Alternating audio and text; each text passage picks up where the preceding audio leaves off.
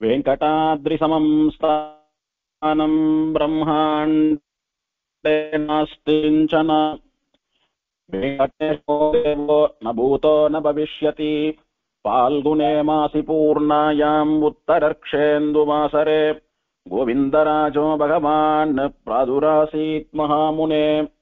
पद्मा पद्मसरो मध्ये प्रसन्नवदने क्षण प्रादुरासीज्जगन्नाथं पश्यन्तीं प्रियदर्शन। வேம்கடன்கள் மிம்மேல் வினை முற்றவும் தாங்கள் தங்கட்கு நல்லனவே செய்வார். வேங்கடத்துறைவார்க்கிணமா என்னலாம் கடமை அது சுமந்தார்கட்கே. சென்றால் குடையாம் இருந்தால் சிங்காசனமாம் நின்றால் மரபடியாம் நீழ்கடலுள் என்றும் புனையாம் மணிவிடக்காம் பூம்பட்டாம் புல்குமணையாம் திருமார்க்கு அரவு. வேங்கடத்துறைவார்க்கு நமஹ.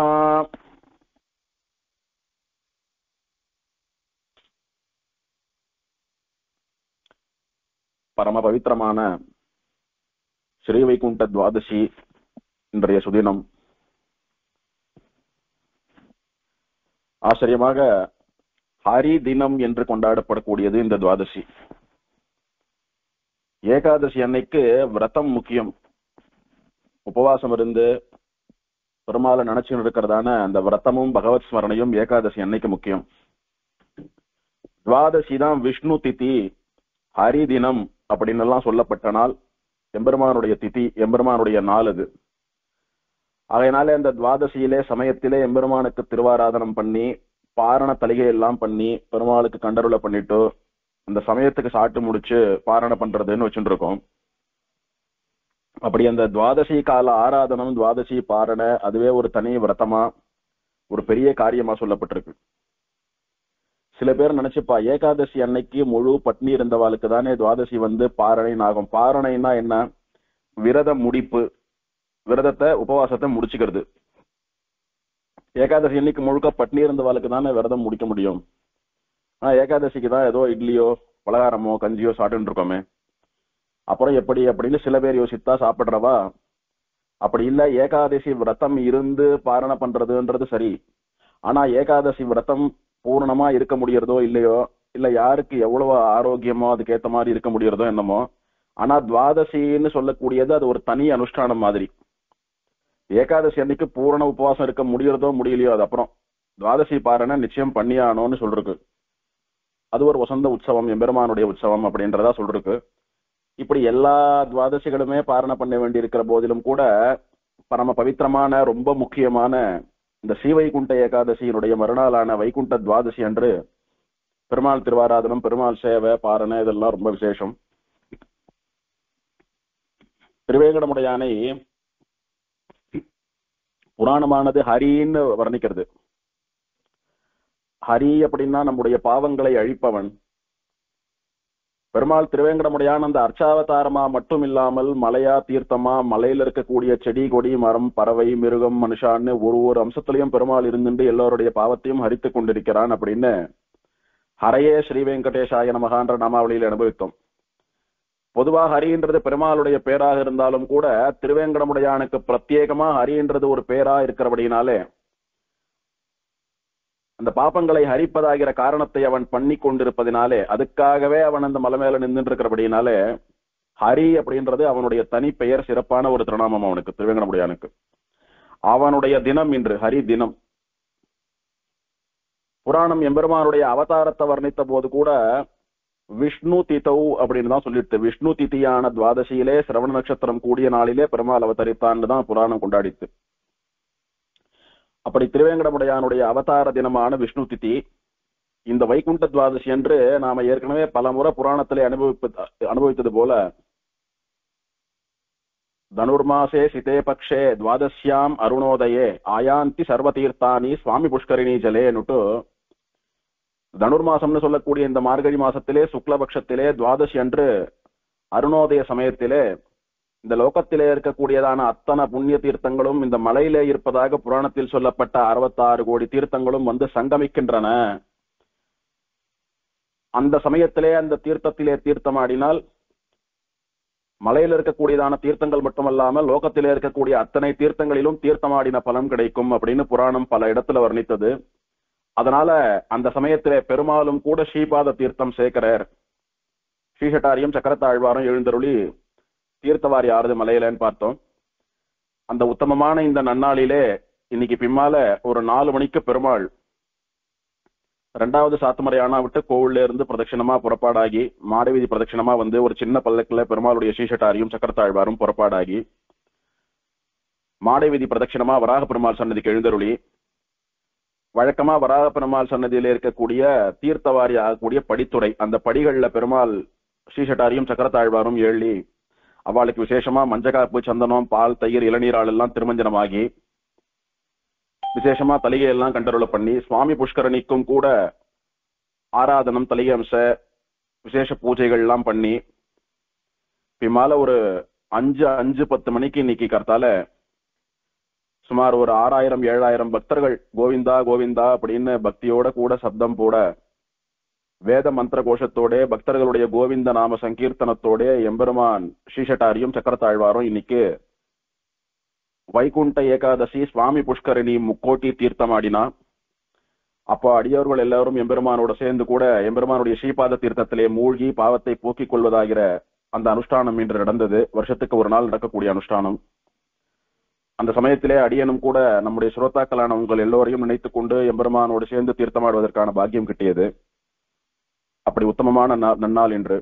அதே போல திருச்சானூரிலும் கூட தாயார் இன்று தீர்த்தவாரி கண்டருளினால் வைகுண்ட துவாதசி ஆனபடியினாலே அந்த உத்தமமான நாள் இன்னைக்கு. இந்த நாள்ல அந்த எம்பெருமான் விஷயமான அஷ்டோத்தரத்தை அனுபவிப்பதற்கு நம்ம பெரிய பாக்கியம் பண்ணிருக்கோம். நேற்று வைகுண்ட ஏகாதசி என்றபடியினாலே வைகுண்டநாதன் எம்பெருமான் நம்மை அனுகிரகித்தான். இன்று ஹரிதினமானபடியினாலே ஹரி நம்மை அனுகிரகிக்கிறான். சுவாமி புஷ்கரணி முக்கோட்டி தினமானபடியினாலே சுவாமி புஷ்கரணிக்கும் சுவாமி புஷ்கரணி இருக்கக்கூடிய மலைக்கும் எல்லோருக்கும் சுவாமியான திருவேங்கடமுடியான் நம்மை அனுகிரகிக்கிறான்.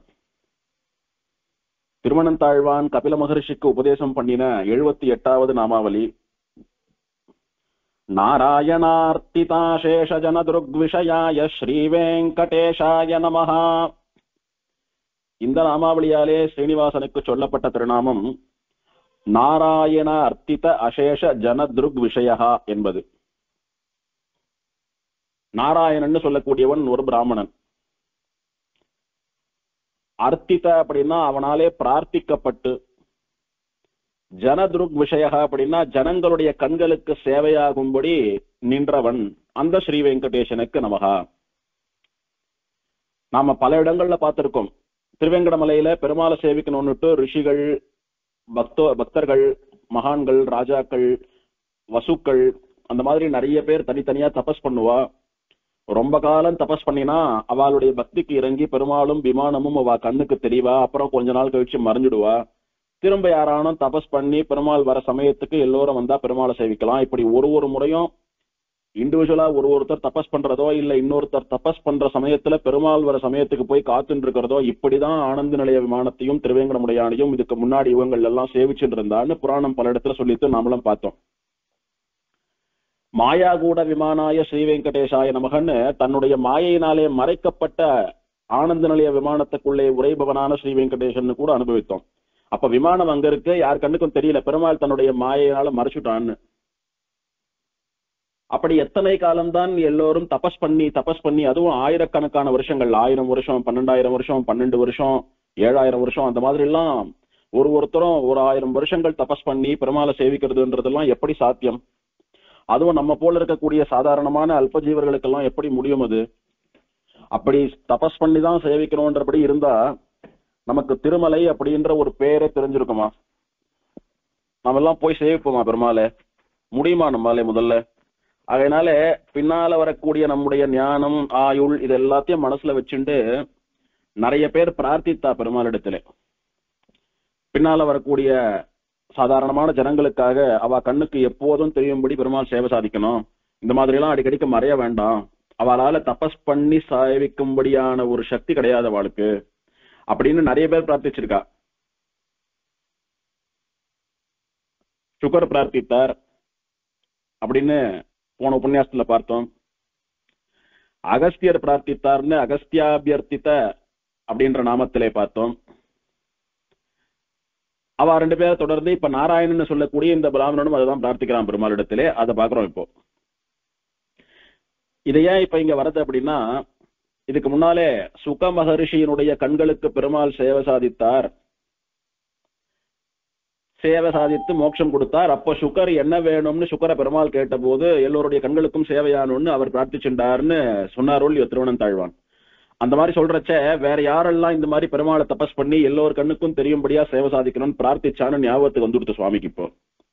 ஆகையினாலே சுகருக்கு அடுத்தபடியா இந்த நாராயணன் சொல்லக்கூடிய சுகரை போன்ற ஒரு நல்ல பக்தன் பாகவதன் இந்த நாராயணன் சொல்லக்கூடிய பிராமணன், இவனுடைய சரித்திரம், இவன் பெருமாளிடத்திலே தபஸ் பண்ணி கேட்ட வரம், இதெல்லாம் ஞாபகத்துக்கு வரவே அதை இங்க கொண்டாந்து வைக்கிறார் சுவாமி.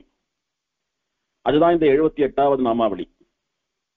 இதெல்லாம் பிரம்மாண்ட புராணத்தில் இருக்கக்கூடியதான விஷயங்கள். ஏற்கனவே 48வது நாமாவளியிலே நாராயண நகேஷாய ஸ்ரீ வெங்கடேஷாய நமஹா அப்படின்னு ஒரு நாமாவளி அனுபவித்தோம்.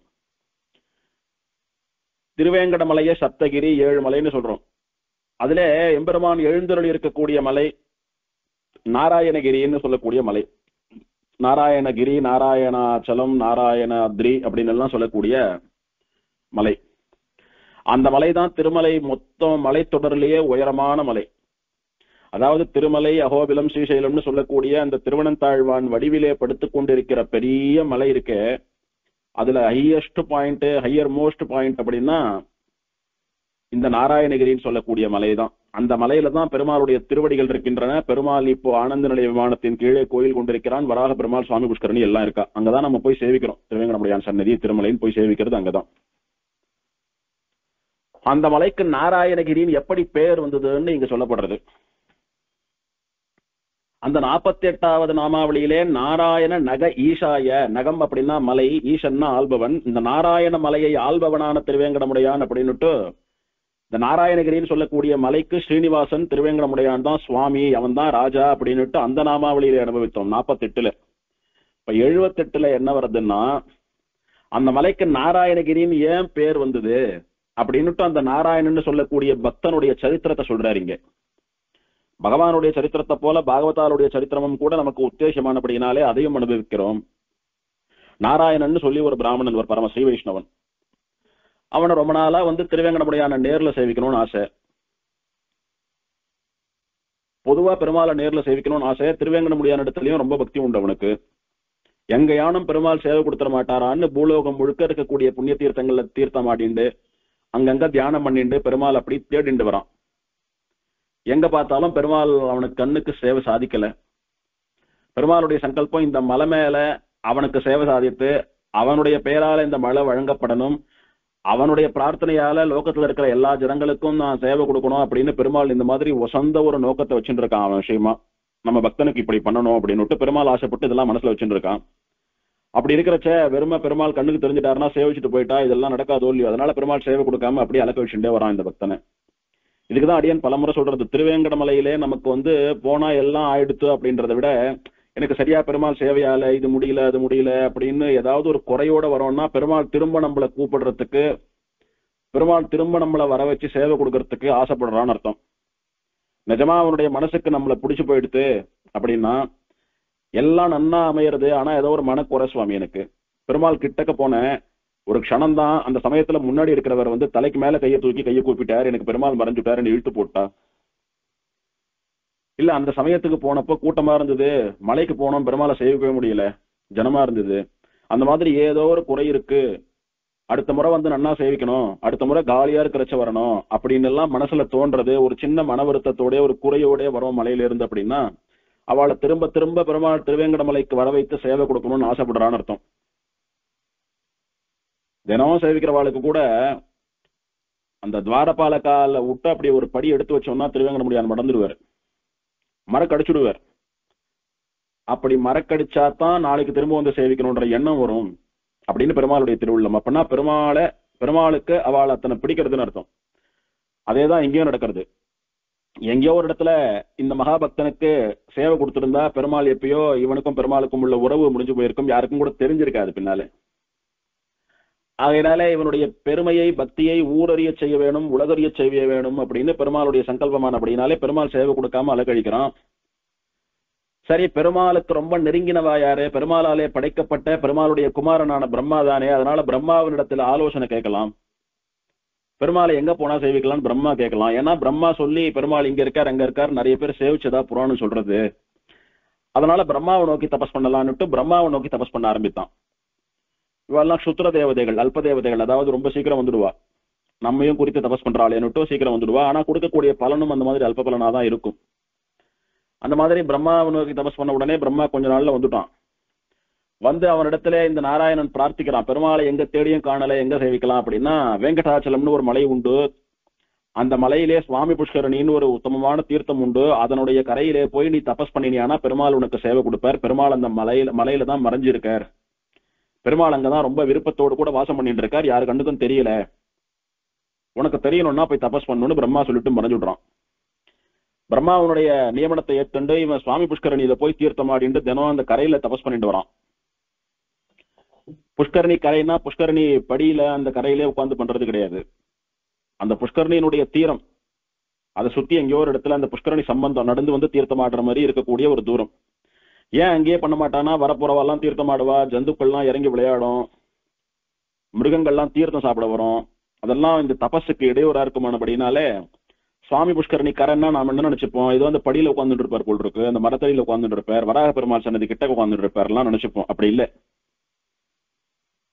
கங்கை கரை அப்படின்னா கங்கையில இருக்கக்கூடிய ஒரு 5-6 கிலோமீட்டர் ரேடியஸும் கங்கை கரை தான். அந்த மாதிரி அப்படி இவர் சுவாமி புஷ்கரணி கரையிலே தபஸ் பண்ணதுன்னு சொல்றது இந்த திருமலையில இருக்கக்கூடிய ஹையஸ்ட் பாயிண்ட் நாராயணாத்ரின்னு சொல்லக்கூடிய நாராயணகிரி மலை, அந்த இடத்துல பண்ணிட்டு இருக்கார்.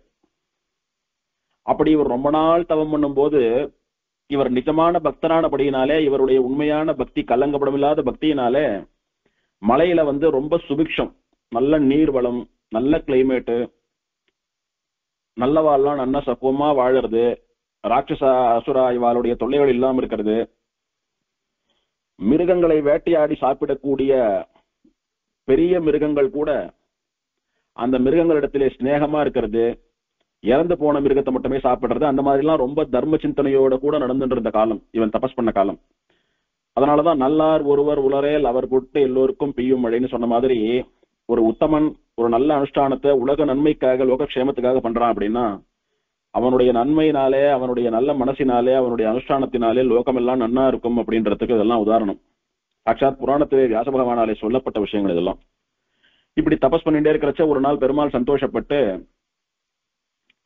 எல்லா ஆபரணங்களையும் சாத்திக் கொண்டு சர்வாபரண பூஷிதனாக ஸ்ரீதேவி பூமி தேவியோடு கூட பிராட்டிமாரோடு கூட பெருமாள் அப்படி பார்த்தாலே மனதை மயக்கக்கூடிய ஒரு மோகனாகாரமான சுந்தரமான ரூபத்தோட இந்த நாராயணனுக்கு சேவை சாதித்தான் பெருமாள். அப்படி பிராட்டிமாரோடும் ஆயுதங்களோடும் ஆபரணங்களோடும் இப்போது திருவேங்கடமுடையான் மூலவர் எப்படி ஜொலிக்கிறாரோ அந்த மாதிரி ஜொலிச்சுண்டு சேவை சாதிக்கிறான் பெருமாள். அதை நேர சேவிக்கிறான். சேவித்த உடனே அத்தனை சந்தோஷம் இவனுக்கு. வார்த்தை வரல. பெருமாள் அவனை பார்த்து பேசி, நாராயணா உனக்கு என்ன வேணும் கேளு, எதுக்கு என்ன கூட்ட அப்படின்னு வாயை திறந்து கேட்கிறார். என்ன வர வேணும்னு கேளு, அப்படி எது வேணாலும் கேளு அப்படின்றச்ச இவன் வாயை திறந்து பேச ஆரம்பிக்கிறான். தபஸ்சாரன் வசாம் யத்யசிரேன நியதேந்திரியஹ ஏவம் கில தபஸ்சார்த்துமசக்யம் புவிமானவைஹி தேஷாம் அனுக்ரஹார்த்தாய சர்வ பிரத்யக்ஷ கோச்சரஹ சர்வாபீஷ்டம் ததன்னித்யம் ஸ்வாமி புஷ்கரிணீ தட்டே அனந்த விஹகேஷான சேனாபதி முகைஸ்ததா சேவ்யமான ஸ்ரீயா சார்த்தம் விஹரஸ்வ சமாதவ கிரிஷ்சாயம் ஹிமன்னாம்னா பிரசித்திமதிகச்சது. இதெல்லாம் இந்த நாராயணன் சொல்லக்கூடிய பிராமணன் பெருமாளிடத்திலே பிரார்த்தித்த வரம். என்ன கேட்கிறான் இவன்? தபஸ்சாரன் வசாம் யத்ய சிரேன நியதேந்திரியா ஏவம் கில தபஸ்சார்த்தும் அசக்கியம் புவி மாணவைகி. பெருமானே, உன்னை சேவிக்கணும்ன்ற ஆசையில நீ வசித்துக் கொண்டிருக்கக்கூடிய இந்த மலை இங்க நீ இருந்துட்டு இருக்க அப்படின்றதெல்லாம் தெரிஞ்சுண்டு நான் தேடி வந்து இங்க தபஸ அனுஷ்டித்தேன். அந்த தபஸுக்கு மகிழ்ந்து நீ வந்த. அப்படி நியத்தமா பண்ண வேண்டிய முறையில புலன்களை எல்லாம் வென்று புலன்களை கட்டுக்குள் கொண்டு வந்து புலன்களை அடக்கி பல காலம் தபஸ் பண்ணி உன்னை சேவிக்கிறது அப்படின்றதெல்லாம் இந்த பூமியிலே இதுக்கு மேல வரக்கூடிய மனிதர்களாலே அசக்கியமான காரியம், நடக்காது சுவாமி. அவளால பண்ண முடியாது. அவ இதெல்லாம் கற்பனை கூட பண்ணி பார்க்க முடியாது. தேஷாம் அனுகிரகார்த்தாய சர்வ பிரத்யக்ஷ கோச்சரகா, அவளுக்கெல்லாம் அனுகிரகம் பண்றதுக்காக நீ எல்லோருடைய கண்களுக்கும் எப்போதும் தெரியும்படி சேவை சாதிக்க வேணும். அப்படி எல்லோர் கண்ணுக்கும் எப்போதும் தெரியறபடி சேவை சாதிக்கிறது மட்டும் இல்லாம சர்வாபீஷ்டம் ததன்னித்யம் சுவாமி புஷ்கரணி தட்டே, யார் யார் என்னென்ன வேணும்னு விரும்பி ஆசைப்பட்டு பிரார்த்திச்சுட்டு வராளோ அவளுக்கெல்லாம் அந்த வரத்தை கொடுத்து அவளுக்கு அனுகிரகம் பண்ணி நன்மை பண்றதுக்காக நீ நித்தியம் எப்போதும் கூட சுவாமி புஷ்கரணியினுடைய கரையிலேயே வசிக்க வேண்டும். சுவாமி புஷ்கரணிக்கு வரா தீர்த்தமாடுறா அப்படின்னா அவ கண்ணுக்கு நீ தெரியணும், உன்னை சேவிக்கணும். அவ எப்படி இருக்கணும் தெரியுமோ? அனந்த விஹகேஷான சேனாபதி முகைஸ்ததா, அனந்தன் என்ன, கருடன் என்ன, விஸ்வக்சேனர் என்ன, இவாளோடு கூட ஸ்ரீவைகுண்டத்தில் இருப்பது போல நீ உன்னுடைய சபையோடு கூட உன்னுடைய நித்தியசோரி கோஷ்டியோடு கூட இருக்கணும். சேவியமானஹா ஸ்ரீயாசார்த்தம் விஹரஸ்வ சாமாதவ, பிராட்டியோடு கூட இந்த மலையிலே கையை கோர்த்து கொண்டு வசித்துக் கொண்டிருக்கிற நீ அந்த பிராட்டியோடு கூட இந்த கோவிலிலும் எல்லோரும் கண்ணுக்கும் தெரியும்படியா விக்கிரகமா எழுந்தருள் இருக்கணும். எல்லோரும் உன்னையும் பிராட்டியையும் வணங்கும்படியா சேவை சாதிக்கணும். சுவாமி, இதெல்லாம் கேட்டுட்டேன், இதெல்லாம் பொது நலனுக்காக கேட்டது. எனக்கு ஒரு சின்ன ஆசை, ஒரு அல்ப ஆசை, ஒரு சுயநலம் உண்டு. என்னன்னா அதையும் கேட்டு விடுறேன். கிரிஷ்டாயம் ஹி மன்னாம்னா பிரசித்தி அதிகச்சது, நான் தபஸ் பண்ணின இந்த மலை என்னுடைய பெயராலே வழங்கப்பட வேண்டும். எல்லோரும் இதை நாராயணன் தவம் பண்ண மலை அப்படின்னு சொல்லணும். நான் உன்னுடைய பக்தன், உன்னிடத்திலே அதிகமான பக்தி இருக்கிறவாளுக்கு நீ நேர சேவை கொடுப்ப. உன்னுடைய பக்தர்கள் பெயராலேயே உன் மலை வழங்கப்படும். பக்தர்களுக்கு நீ அத்தனை அனுகிரகம் பண்ணுவ. பக்தர்களை உனக்கு அவ்வளவு பிடிக்கும்னு எல்லோருக்கும் தெரியணும். அதனால இந்த மலைக்கு என் பேரை வைப்பியாப்பா அப்படின்னு பிரார்த்திக்கிறோம். சுவாமியே, எனக்கு தனிப்பட்ட முறையில வேண்டியதுன்றது ஒண்ணும் இல்லை. இவ்வளவு கஷ்டமான தபஸெல்லாம் பண்றது எல்லோருக்கும் ஆகாத காரியம் எனபடினாலே எல்லா ஜனங்களும் பார்க்கும்படியா நீ விக்கிரக ரூபமா இருந்து கொண்டு எப்போதும் எல்லோருக்கும் சேவை சாதித்துக் கொண்டு யார் யாருக்கு என்னென்ன கோரிக்கையோ தேவையோ எல்லாத்தையும் பூர்த்தி பண்ணி வைக்கணும். நான் தவம் பண்ணிய இந்த மலை இன்று முதல் நாராயணன் மலை என்று வழங்கப்பட வேண்டும் அப்படின்னு பிரார்த்திச்சோம். பெருமாள் ததாஸ்து அப்படியே ஆறுதுன்னர். சுவாமி புஷ்கரணியினுடைய கரையிலே அலர்மேல் மங்கையோடு கூட திருவேங்கடமுடையான் எல்லோரும் சேவிக்கும்படியாக, என்றும் சேவிக்கும்படியாக, யார் வேணுமானாலும் சேவிக்கும்படியாக இன்றும் விக்கிரகமாக எழுந்தருளியிருக்கிறான். இந்த பிராமணன் சுகபிரம்மம் அகஸ்தியர் இவாளுடைய பிரார்த்தனையினாலதான் பெருமாள் நமக்காக எழுந்தருளியிருக்கிறான். அதனால நமக்காக பிரார்த்தித்து பெருமாளை எப்போதும் தெரியும்படியா பண்ணின அவ 3 பேரையும் அந்த 3 பாகவதாலையும் சேவிக்க வேண்டியது நமக்கு பிராப்தம். அன்னையிலிருந்து யாரெல்லாம் சேவிக்கிறாளோ அவளுக்கெல்லாம் கேட்கிற பிரார்த்தனை எல்லாம் அனுகிரகிச்சுட்டு வரம் கொடுத்துட்டு இருக்கான் பெருமாள். அப்படி அந்த நாராயணன் தபஸ் பண்ணின மலை இப்ப எங்க இருக்குன்னா பெருமாள் சன்னதிக்கு மேற்கு திக்கில் இருக்கு. அதாவது திருவேங்கடமுடையான் எழுந்திருக்கிறானே ஆனந்த நிலைய விமானம் பெருமாள் சந்நிதி, அதுக்கு அப்படியே நேர் பின்புறத்துல பார்த்தா மேல இருக்கும். அதாவது திருவேங்கடமலையினுடைய சன்னதி அமைப்பு எப்படின்னா பெருமாள் சன்னதிக்கு பின்னாலேயும் மலை உசரமா போறது, பெருமாள் சன்னதிக்கு முன்னாலேயும் மலை, 2 மலைகளுக்கு நடுவே இருக்கக்கூடிய ஒரு பள்ளத்துலதான் பெருமாள் சன்னதி இருக்கு. சுவாமி புஷ்கரணி வராக பெருமாள் சன்னதி எல்லாம் இருக்கு. அப்படி பெருமாள் சன்னதிக்கு பின்னாலே இருக்கக்கூடிய மலையில பார்த்தா பகல்ல பார்த்தா ஒரு 4 கால் மண்டபம் தெரியும், ராத்திரியில பார்த்தா ஒரு லைட் எரிகிறாப்புல தெரியும். அதுதான் பெருமாளுடைய திருவடிகள் இருக்கக்கூடிய மண்டபம். அங்குதான் நாராயணனுக்கு பெருமாள் சேவை சாதித்தான். ஒரு ஆவணி மாசம் சுக்லபக்ஷ துவாதசி அன்னைக்கு பெருமாள் இந்த நாராயணனுக்கு சேவை சாதித்தான். அப்படி பெருமாள் சேவை சாதித்தானோ இல்லையோ அதுக்கு அடையாளமா பெருமாளுடைய திருவடி சுவடுகள் இருக்காங்க, அதாவது பெருமாளுடைய பாதங்கள். அந்த பெருமாளுடைய பாதங்களை தான் அடியன் குரூப்ல ஷேர் பண்ணிருக்கேன். ஒரு வருஷமும் ஆவணி மாசம் சுக்ல பஞ்சமி அன்று, சுக்ல துவாதசி அன்று அந்த பெருமாளுடைய திருவடிகளுக்கு விசேஷமா ஆராதனைகள் நடக்கும். மலையில பெருமாளுக்கு தலிகம் சேகி சாத்துமறை ஆனா விட்டு கோவில்ல இருந்து அர்ச்சகா ஏகாங்கிகள் அவள்லாம் போவா. திருமஞ்சனத்துக்கு தேவையான சாமான்லாம் எடுத்துட்டு போய் வருஷம் முழுக்க இந்த பெருமாளுடைய திருவடிகள் ஒரு கண்ணாடி பெட்டியில வச்சு பூட்டி வச்சிருப்பா, ஜனங்களை ஏதான சேதப்படுத்திட போறா அப்படின்னு. அன்னைக்கு அந்த கண்ணாடியை திறந்து, அந்த பெட்டியை திறந்து பெருமாளுடைய திருவடிகளை நன்னா ஜலத்தால அலம்பிட்டு பால், தயிர், தேன், இளநீர், மஞ்சக்காப்பு, சந்தனம் இந்த மாதிரி வசந்த வாசனை திரவியங்களால பெருமாளுடைய திருவடிகளுக்கு திருமஞ்சனமாகி நன்னா தீர்த்தம் சேர்த்து அலம்பிட்டு புது வஸ்திரம் எல்லாம் சாத்தி சந்தனம் எல்லாம் பூசி திருத்துழாயால பெருமாளுடைய அஷ்டோத்திரத்தை சொல்லி அர்ச்சனை பண்ணி புஷ்பசரம் மாலை எல்லாம் சமர்ப்பித்து மலையில பெருமாளுடைய மடப்பள்ளியிலிருந்து கொண்டு வந்த தலிகை சக்கர பொங்கல், புளியோரை, தொத்தியோன்னம், லட்டு, வடை அந்த மாதிரி பக்ஷணங்களை எல்லாம் தலிகை நைவேத்தியம் பண்ணி ஒரு பெரிய கற்பூர ஆரத்தி பண்ணி ஒரு புது கொடையை சமர்ப்பிப்பா. இதுக்கு என்ன பெயர்னா சத்திர ஸ்தாபனோத்சவம்னு பெயர்.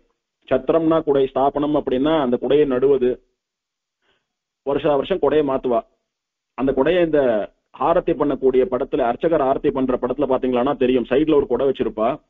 அந்த கொடைய சுத்தி இருக்கிற அந்த பேரப்பட்ட வால், காம்பவுண்ட் வாலுடைய கம்பியில கட்டி வச்சிருவா. அது பெருமாளுடைய திருவடிகளுக்கு கொடை பிடிக்கிறது போல இருக்கும். ஒரு வருஷம் முழுக்க அந்த கொடை அப்படியே இருக்கும் அங்க. அடுத்த வருஷம் பழைய கொடையை கலைஞ்சிட்டு திருமஞ்சனம் ஆனா விட்டு புது கொடையை சமர்ப்பிப்பா. இந்த மாதிரி கொடையை சமர்ப்பிக்கிற உற்சவத்துக்கு சத்திரஸ்தாபனோத்சவம்னு பெயர். அன்னைக்கு ஒரு நாள் போனா, அந்த சமயத்துக்கு போனா பெருமாளுடைய திருவடிகளை நேரா சேவிக்கலாம். இது யாரோ பிரதிஷ்டை பண்ண விக்கிரகம் அல்ல, சாட்சாத்தா பெருமாள் இங்க எழுந்தருளின போது பெருமாள் விட்டு சென்ற தடம். அதனால பெருமாளுடைய சுயம்பு திருவடிகள் அப்படின்னு இதுக்கு ஏற்றம். இதுக்கு இதை காலாகாலத்துக்கு ரட்சிச்சுட்டு வரணும்ன்றதுக்காக தான் இதை மூடி வச்சிருக்கா. ஏன்னா ஜனங்கள் வெறுமை இருக்க மாட்டா, எண்ணெயை போட்டு அத்தை பண்ணி இத்த பண்ணி தானே பண்ணிட போறா அப்படின்னுட்டு காப்பாத்தின்னு இருக்கா. இப்படி ஆச்சரியமா இருக்கக்கூடிய இந்த திருவேங்கடமுடையானுடைய திருவடிகளை நாராயணகிரி திருவடிகள், அதாவது நாராயணகிரியில இருக்கக்கூடிய ஸ்ரீனிவாசனுடைய திருவடிகள், தெலுங்குல ஸ்ரீவாரி பாதாளு அப்படின்வா, திருவேங்கடமுடையானுடைய பாதங்கள் அப்படின்னுட்டு. இந்த இடம் தான் திருவேங்கட மலையிலேயே உசரமான இடம். இங்க இருந்து பார்த்தா ஒட்டுமொத்த மலையும் தெரியும். இந்த இடத்துல இருந்து சேவிச்சோமானா திருவேங்கடமுடையானுடைய கோவில், ஆனந்த நிலைய விமானம் எல்லாம் நல்லா பளிச்சுன்னு தெரியும். இங்கே நாராயணனுக்கு பிரத்யட்சமா சேவை சாதித்த பெருமாள் நாராயணன் என்ன பிரார்த்திச்சுட்டான், எல்லோரு கண்ணுக்கும் தெரியும்படியா சுவாமி புஷ்கரணி கரையில விக்கிரகமா தாயாரோடு கூட வசிக்கணும், எல்லாருடைய வரத்தையும் பூர்த்தி பண்ணணும்னு பிரார்த்திச்சுட்டானோ இல்லையோ. என்னைக்கு பிரார்த்திச்சுட்டான்? ஆவணி மாசம் சுக்ல துவாதசி அன்னைக்கு. சரின்னு பெருமாள் என்ன பண்றார், அந்த இடத்துக்கு போய் அவனுடைய தபஸை நிறைவேற்றணும், அவனுக்கு கொடுத்த வார்த்தையை காப்பாற்றணும், எல்லோரு கண்ணுக்கும் தெரியணும்னு விக்கிரகமா நிக்கிறதுக்காக பெருமாள் போறார். போற சமயத்துல வழியில இருக்கக்கூடிய பர்வதங்கள் எல்லாம் ஒன்னா சேர்ந்து வந்து பெருமாளுக்கு வந்து வெல்கம் பண்றது போல, பெருமாளை வரவேற்பது போல வாழைமரம் தோரணம் எல்லாம் கட்டினா, மாவிள தோரணம் எல்லாம் கட்டினா எப்படி இருக்குமோ அந்த மாதிரி ஒரு அமைப்பிலே மலை சேர்ந்தது. அதாவது ரெண்டு பக்கமா இருக்கக்கூடிய பாறைகள் எல்லாம் ஒன்னா சேர்ந்து கோவில் வாசல்ல, கல்யாண வாசல்ல எல்லாம் ரெண்டு பக்கம் வாழைமரம் கட்டினாலானா கீழே தனித்தனியா இருக்கக்கூடிய வாழைமரம், மேல ரெண்டும் ஒன்னா சேர்ந்து ஒரு ஆர்ச்சி போல வளையறதோ இல்லையோ, அந்த மாதிரி வளைஞ்சு சேவை சாதிக்கிறது மலை. இப்படி சிலைகளினாலே கற்களினாலே கட்டப்பட்ட தோரணமானபடினாலே சிலா தோரணம்னு பெயர் இருக்கு. அது மலையில டூரிஸ்ட் ஸ்பாட், போறவாள்லாம் அங்க போய் பார்த்து போட்டோ எடுத்துட்டு வருவா. அந்த மலைகள்லாம் சேர்ந்து பெருமாளை வரவேற்பது போல இயற்கையான ஒரு தோரணத்தை அமைத்தது. பெருமாள் சந்தோஷத்தோடு கூட இந்த நாராயணகிரியில தான் திருவடி பதிச்ச இந்த மேட்ல மலை உச்சியிலிருந்து இறங்கி வரார். இது தோரணமா கட்டுறது. தோரணம் கட்டினா என்ன பண்ணணும், அதுக்குள்ளதானே நுழைஞ்சு போகணும். அப்படி பெருமாள் அழகா அதுக்குள்ள நுழைஞ்சு வர. என்ன விசேஷம்னா, திருவேங்கடமுடையான் மூலவர் 9 அடி உசரம், இந்த சிலா தோரணம் வந்து சரியா 10 அடி உசரம். இப்ப நம்ம ஆத்து நிலப்படி எல்லாம் 7 அடி வைக்கிற மூலியம், அந்த மாதிரி இந்த சிலா தோரணம் அந்த ஓப்பன் ஸ்பேஸ் பாத்தீங்களான்னா 10 அடி இருக்கும். அப்ப பெருமாள் தலையை குனிஞ்சு வரக்கூடாது, நாம தலையை குனியலாம், பெருமாள் தலையை குனியலாமோ. அதனால பெருமாள் மிடுக்கா கம்பீரமா வர்றதுக்காக பெருமாளோட ஒரு அடி உசரமா இந்த மலைகள்லாம் ஃபார்ம் ஆயிருக்குன்னா எத்தனை பக்தி பாருங்க. எம்பெருமானுக்கு எப்போ எப்படி கைங்கரியம் பண்ணணும்னு தெரிஞ்சு பண்றது. பெருமாள் வரான், இத்தனை வருஷ காலங்கள் இத்தனை யுகங்கள் இங்க எழுந்தருளி எல்லோருக்கும் சேவை சாதிச்சு அனுகிரகம் பண்ணி காப்பாத்த போறான். அவனை முறையா வரவேற்கணும், மரியாதையோட வரவேற்கணும்னு மரியாதை கொடுக்கறது. எப்ப பண்ணணும்னு தெரிஞ்சிருக்கு, என்ன பண்ணணும்னு தெரிஞ்சிருக்கு, எப்படி பண்ணணும்னு தெரிஞ்சிருக்கு பாருங்க. பெருமாள் தலையை குனிஞ்சு வரக்கூடாது, சிங்கம் அது கம்பீரமா தான் வரணும். சீரிய சிங்கம் எப்படி வருமோ அப்படிதான் வரணும். அந்த மாதிரி ஆச்சரியமா பெருமாள் வருவதற்கு ஏற்ப பெருமாளோட ஒரு அடி உசரமா வர்றது பாருங்க. அதுதான் கைங்கரியத்தை எப்படி எப்போ பெருமாளுக்கு பிடித்த விதத்திலே பண்ணணும்ன்றதுதான் முக்கியம். நமக்கெல்லாம் கைங்கரியம் யார் வேணாலும் பண்ணுவா, ஆனா எப்படி பண்ணணும்ன்றதுதான் முக்கியம். அப்படி நாம பார்த்து பார்த்து பண்ணக்கூடிய கைங்கரியத்தினாலதான் பெருமாள் மகிழறான்னு சாஸ்திரங்கள் சொல்றது. அப்படி சேர்ந்தது. அது வழியா பெருமாள் இறங்கி வந்தார். அங்கே இருந்து அப்படி வந்தார், சுவாமி புஷ்கரணி கரைக்கு வரார். கரையில வராக பெருமாள் இருக்கார், அவரை பிரார்த்திக்கிறார், இங்க தங்கிக்கலாமான்னு கேட்டா பெருமாள் சரின்னு சொல்றார்.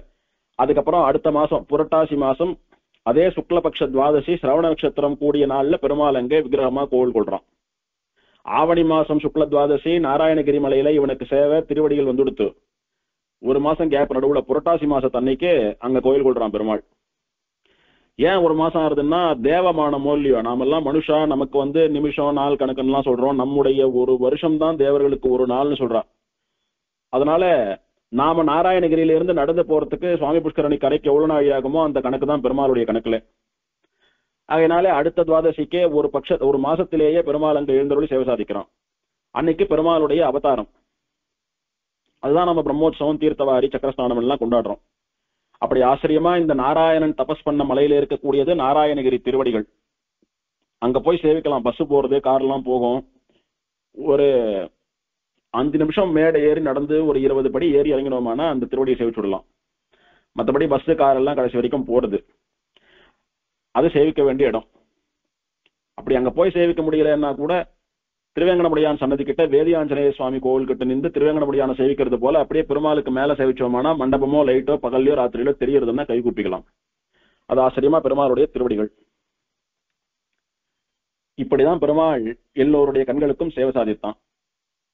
அவன் சொன்னது போல இந்த மலைக்கும் நாராயணகிரின்னு அவனுடைய பெயரே வந்துடுத்து. இப்படி நாராயணனுடைய பிரார்த்தனைக்கு இணங்கி அவன் பெயரிலே இருக்கக்கூடிய மலையிலே எல்லோர் கண்ணுக்கும் தெரியும்படியா சேவை சாதித்து அனுகிரகம் பண்ணி கொண்டிருக்கக்கூடிய ஸ்ரீனிவாசனுக்கு நமகான்னு இந்த நாமாவளியிலே சொல்லப்பட்டது. நாராயணார்த்திதா அசேஷ ஜனதுர்குஷயாய ஸ்ரீ வெங்கடேஷாய நமஹா. அடுத்தது 79வது நாமாவளி. முருகயா ரசிகாய ஸ்ரீ வெங்கடேஷாய நமஹா. இந்த நாமாவளியாலே எம்பெருமானுக்கு சொல்லப்பட்ட திருநாமம் முருகயா ரசிகா என்பது. அப்படின்னா மிருகங்களை வேட்டையாடுவதில் ஆசையுள்ள வேட்கையுள்ள ஸ்ரீனிவாசனுக்கு நமகா. பெருமாளுக்கு வேட்டையாடுறதுன்னா ரொம்ப பிடிக்கும். என்ன சுவாமி, எல்லோருக்கும் நல்லது பண்றதுக்காகவே இந்த மலையில வந்து பெருமாள் சேவை சாதிக்கிறான், எல்லோரும் காப்பாத்துறதுக்காகவும் யாருக்கு என்ன வேணுமோ அதை கொடுக்கறதுக்காகவும் தான் பெருமாள் இங்க நிக்கிறான்னு சொல்லிட்டு உடனே வேட்டையாடுறதுனா ரொம்ப பிடிக்கும்னு வாயில்லாத பிராணிகள் எல்லாம் போய் வேட்டையாடுறானே, எப்படி சுவாமி சரி இது? இந்த மாதிரி பண்ணலாமா பெருமாள்? அதுவும் இங்க இந்த காரியத்துக்கு வந்துட்டு இப்படி பண்ணலாமா அப்படின்னா, வந்தது எதற்காக? எல்லோரையும் காப்பாற்றணும், நல்ல வாழையெல்லாம் காப்பாற்றணும், யார் யாருக்கெல்லாம் கஷ்டமோ அதுல இருந்தெல்லாம் வாழை மீட்கணும்னு வந்தான். இவன் வேட்டையாடிய மிருகங்கள் யார் அப்படின்னா, மிருக வடிவிலே சுற்றி கொண்டிருக்கக்கூடிய ராட்சசர்கள். மிருக வடிவிலே எல்லோரையும் ஏமாத்திண்டு சுத்தின்னு இருந்த சமயம் பார்த்து தாக்கக்கூடிய துஷ்ட சத்ருக்கள், துஷ்ட ராட்சசர்கள், அசுரர்கள், இவாளையெல்லாம் இவன் வேட்டையாடுறான். பொதுவா பெருமாள் வந்து எந்த திவதேசத்திலே இல்ல எந்த க்ஷேத்திரத்திலே பார்த்தாலும் சரி, விதவிதமான அவதாரத்திலே விதவிதமான வடிவத்திலே வந்து சம்ஹாரம் பண்றான். இதெல்லாம் ஏன் அப்படின்னா, தாங்க பெரிய அறிவாளின்னு நினைச்சுண்டு இந்த துஷ்டால் எல்லாம் பெருமாளுடைய திருவடியில பக்தி இல்லாதபடினாலே அவளுக்கு வந்து புத்தி சரியா வேலை பண்ணல. தங்களை அகங்காரத்தோட மண்டகர்வத்தோட தாங்க தான் பெரிய ஞானி அப்படின்னு நினைச்சுண்டு, பெரிய சக்தி இருக்கிறவா, பெரிய வீரம் இருக்கிறவான்னு நினைச்சுண்டு பெருமாளோடைய மோதனோன்னு நினைக்கிறச்ச பெருமாள் பேசாம இருப்பானோ? அவ எப்படி வராலோ அப்படி அவளை நிகிரகம் பண்ணக்கூடியவன் பெருமாள். நீ புகையா வரையா, நான் மாணிக்க மலையா வரேன். நீ உன்னை யானைன்னு சொல்லிக்கிறியா, நான் சிம்மமா வந்து உன்னுடைய மண்டையை புழக்கிறேன். நீ மிருகமா வந்தியனா நான் வேட்டையாடுறவனா வந்து வேட்டையாடுவேன் அப்படின்னு யார் எப்படி வராலோ அவள் அந்த ஸ்டைல்ல போய் அடிப்பான் பெருமாள். அப்படி மிருகமா மாறி இந்த காட்டுல சுத்தின்னு இருந்து ஏதோ வாயில்லாத பிராணி அது பாட்டுக்கு போறதுன்னு நல்லவா தபஸ் பண்ணக்கூடிய ரிஷிகள் யாரானோ, வாயில்லாத பிராணி அது என்ன பண்ண போறது, நம்ம பாட்டுக்கு போகலாம், அது பாட்டுக்கு போறதுன்னு நம்பி போனாலானா உடனே வந்து பாஞ்சவாளை சாப்பிட வேண்டியது. இப்படி நல்லவாளை ரிஷிகளை தபஸ் பண்ணக்கூடியவாளெல்லாம் சாட்டு வாழை கொன்னு லோகத்திலே நல்லது நடக்க விடாம பண்றதுகள் இதெல்லாம். எங்க இவா தபஸ் பண்ணி ஒரு பெரிய பதவியை வாங்கிட போறாளோ, இந்திரன் ஆயிடுவாளோ, பிரம்மாவாயிடுவாளோ, என்ன ஆயிடுவாளோ, நமக்கெல்லாம் நல்லது நடக்காதோ, நல்லவாளா இருக்கிறபடினால நம்ம எல்லாம் வாழ விட முடியாம பண்ணிடுவாளோ, இந்த மலையில நாம நடமாட முடியாதோ, ஜனங்களை ஹிம்சிக்க முடியாதோ, நம்ம இஷ்டம் போல இருக்க முடியாதோ அப்படின்னு பயந்துண்டு அவ கதையை முடிச்சுடணும், தவமே பண்ண விடக்கூடாதுன்னு யாகம் பண்றவா தபஸ் பண்றவாள் எல்லாம் வாயில்லாத பிராணி போல போறது அப்படியே போகும். நாம கூட சமயத்துல எங்கேயான கோவில் கோலம் காடுன்னு போறச்ச பாம்பு வந்துடுத்துனா என்ன பண்றோம்? ஊரை கூட்டிலாம் கூட்டாம அது பாட்டுக்கு போனா நம்ம பாட்டுக்கு போலான்னு ஒதுங்கி போயிடுறோம் இல்லையோ? அந்த மாதிரி அந்த காலத்துல ரிஷிகள்லாம் நல்ல மனோ தைரியத்தோட இருந்ததுனால சிம்மம் புலி எல்லாம் வந்தா கூட ஒதுங்கி போயிடுவா, அதுங்களும் ஒதுங்கி போயிட்டு இருந்த காலம் எல்லாம் இருந்தது. அப்படி நிஜமாவே சிங்கமா புலியா இருந்தா இந்த ரிஷியினுடைய தபஸ் மகிமையினால அது பாட்டுக்கு ஒதுங்கி போயிடும் சாதுவா. ஒரு பசு ஒரு கண்ணுக்குட்டி போறாப்புல போயிடும். அப்படி இல்லாம துஷ்ட சத்திரியா, துஷ்ட அசுரா, துஷ்ட ராட்சசாலாம் இந்த கள்ள வேஷம் கொண்டு வந்தாலானா அவ வந்ததே அந்த மாதிரி வேஷத்துல வந்ததே இவாளை இம்சம் பண்றதுக்கு தானே. அவ ஏன் ஒதுங்கி போக போறா? அந்த சமயத்திலே அவ ஒரு கூக்குரல் இட்டு பெருமாளே காப்பாத்து அபயம்னு சொல்லும் போது பெருமாள் எந்த வடிவத்திலே அவன் வந்தானோ அதுக்கு தகுந்த வடிவத்திலே இவன் வந்து சம்ஹாரம் பண்ணுவான். அப்படி வேடன் போலே வந்து இந்த திருவேங்கடமலை காட்டிலே எத்தனையோ அட்டூழியம் பண்ணின, அராஜகம் பண்ணின சத்திரியால, ராட்சசால, அசுரால எல்லாம் பெருமாள் சம்ஹாரம் பண்ணிருக்கான். அத இங்க சொல்றாரு, இந்த நாமாவளியில சொல்றாரு. இதையா இங்க சொல்றாரு அப்படின்னா, இந்த மலையில இருந்து கொண்டு எல்லாருக்கும் நல்லது பண்ணுவேன்னு சொன்னாரோ இல்லையோ, அப்ப நல்லவாளுக்கு பக்தாளுக்கு எல்லாம் கெட்டது பண்றவன் எல்லாம் அழிச்சாதானே அவளுக்கு நல்லது பண்ணது ஆகும். அதனால அது ஞாபகம் வரவே மிருகயா ரசிகாய ஸ்ரீ வெங்கடேசாய நமகான்னு நீங்க சொல்றார். இப்போ பிரம்மாண்ட புராணத்துல இந்த நாராயணன்ற பிராமணன் தபஸ் பண்ணி பெருமாளை சேவித்து எல்லோரு கண்ணுக்கும் தெரியும்படியா சேவை சாதிக்கணும்னு பிரார்த்தித்து அவன் பேரால இந்த மலை வழங்கப்பட்ட சரித்திரம் எல்லாம் சொல்லி முடிச்சதுக்கு அப்புறமா அந்த எபெருமான் இந்த மலையிலே வேடன் உருவத்திலே போய் வேட்டையாடின சரித்திரம் பேசப்படுறது. அதனால அதுக்கு அடுத்தபடியா இது அமைக்கிறார் திருவண்ணந்தாழ்வான். பெருமாள் ஒரு வேடனா வியாசம் போட்டுண்டு மரத்தோலை எல்லாம் புலித்தோலை எல்லாம் கட்டிண்டு வில்லு அம்பு எல்லாம் ஏந்திண்டு தலைப்பாகை எல்லாம் கட்டிண்டு ஆச்சரியமா ஒரு வேடன் எப்படி இருப்பானோ அதே மாதிரி கோலத்தோடு கூட, அந்த வேடன் கோலத்திலும் கூட எல்லோரு கண்களையும் மயக்கி அவளை தன்னுடைய திருவடிகளிலே விழப்பண்ணக்கூடிய அழகோடு கூட.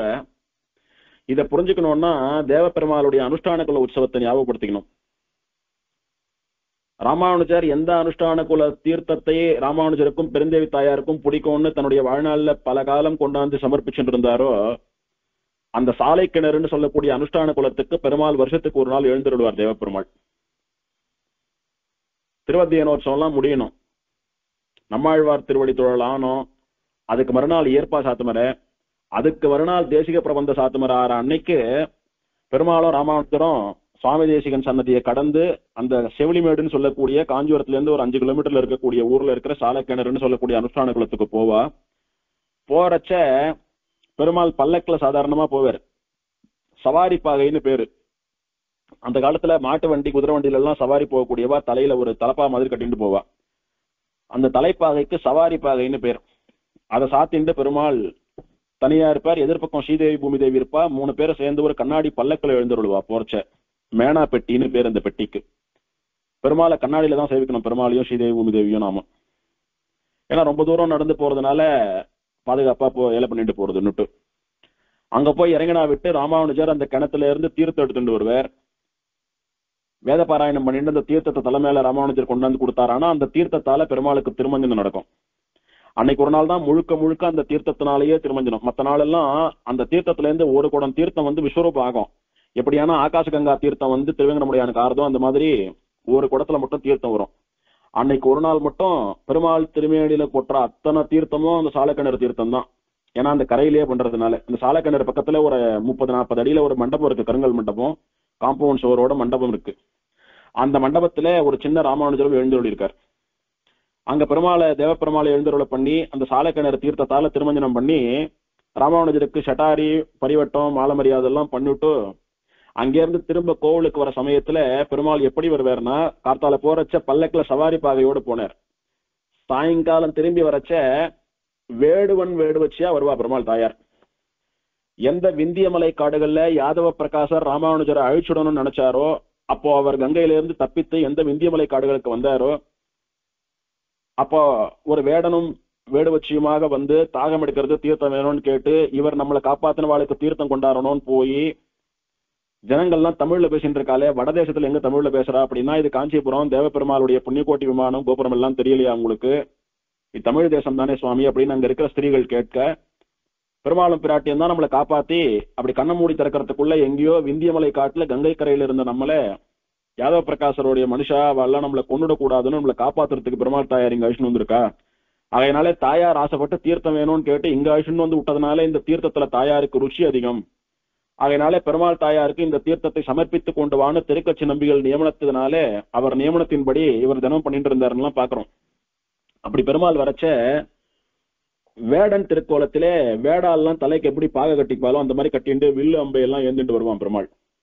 அது ஒரு தனி அழகு. பொதுவா வேடன் எல்லாம் பார்த்தா ஒரு மாதிரி வந்து அருவருப்பாதான் இருக்கும். என்னத்துக்கு இந்த மாதிரி மிருகத்தெல்லாம் வேட்டையாடிண்டு இந்த மாதிரி ரத்த சமையலோட சுத்தின்னு இருக்கான் இவன் அப்படின்னு. ஆனா பெருமாள் அந்த கோலத்திலே வந்தால் கூட அது ஒரு தனி அழகு. அது அனுபவிக்க வேணும், புரிந்து கொள்ள வேணும்னா காஞ்சிபுரத்துல அனுஷ்டான குல உற்சவத்தை போய் சேவிச்சா புரியும். அந்த மாதிரி பெருமாள் அழகா வேடனா புறப்பட்டு வரான். அந்த வேடனா இருக்கிற போது கூட பெருமாளை பார்த்து யாரும் அருவருப்பு கொள்ளாம பயப்படாம அவன் திருவடிகள்ல விழுந்து சரணாகதி பண்ணி அவனுக்கு உபச்சாரங்கள் எல்லாம் பண்றா. அப்பேற்பட்ட அழகோடு கூட பெருமாள் வேடனா போனான்னு பிரம்மாண்ட புராணம் வர்ணிக்கிறது. அப்படி பெருமாள் வேடனா வேஷம் போட்டு மலை காடுகள்ல வேட்டையாடுறதுக்காக திரிஞ்சுட்டு வரான். அதுக்கு சித்தமா இருக்கணும்னு பெருமாள் தன்னுடைய படை தளபதியான விஸ்வக்சேனரை பார்த்து நியமிக்கிறான். விஸ்வக்சேனரே, நான் இந்த மலை காடுகள்ல வேட்டையாடணும்னு சங்கல்பம் பண்ணியிருக்கேன். அதனால உடனே வேட்டைக்கு போறதுக்கு தேவையான சதுரங்க சேனைகள்லாம் சித்தமாகட்டும் அப்படின்னு கட்டளையிடுறார். தேர்ப்படை, யானைப்படை, குதிரைப்படை, காலால் படைன்னு நடந்து போய் காலால சண்டை போய் வர்றவா, மனுஷா, இந்த மாதிரி 4 விதமான படைகளும் சித்தமாகட்டும்.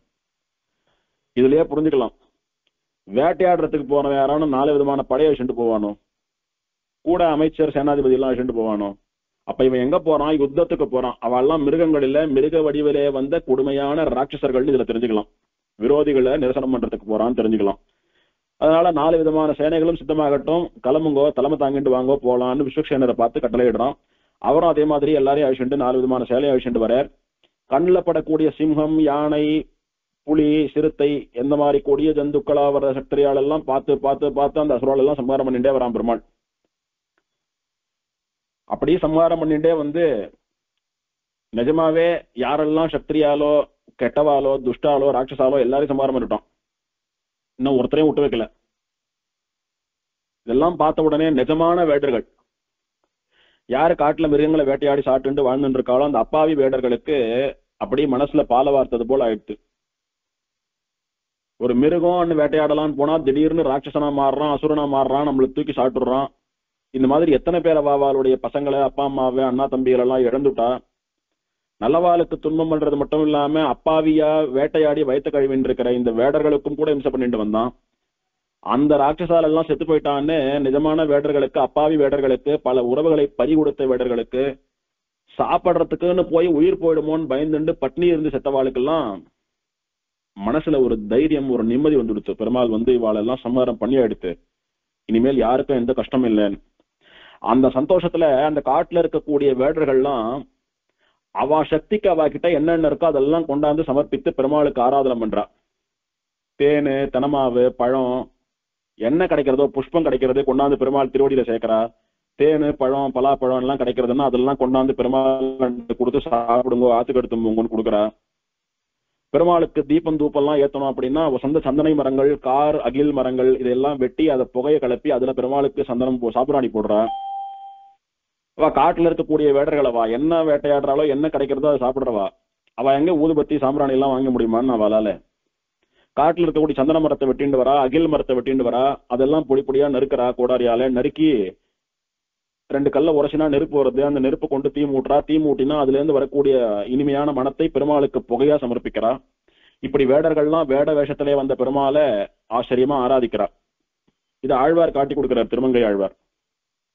வானவர் தங்கள் சிந்தை போல என் நெஞ்சமே இனிது வந்து மாதவமானவர் தங்கள் சிந்தை அமர்ந்துரைகின்ற வெந்தை காணவர் இடு காரகில் புகை ஓங்கு வேங்கடம் மேவி மான் குரலான அந்தனர்க்கு இன்றடிமை தொழில் பூண்டாயே அப்படின்னு பெரிய திருமொழியில கொண்டாடுறார் திருமங்கை ஆழ்வார்.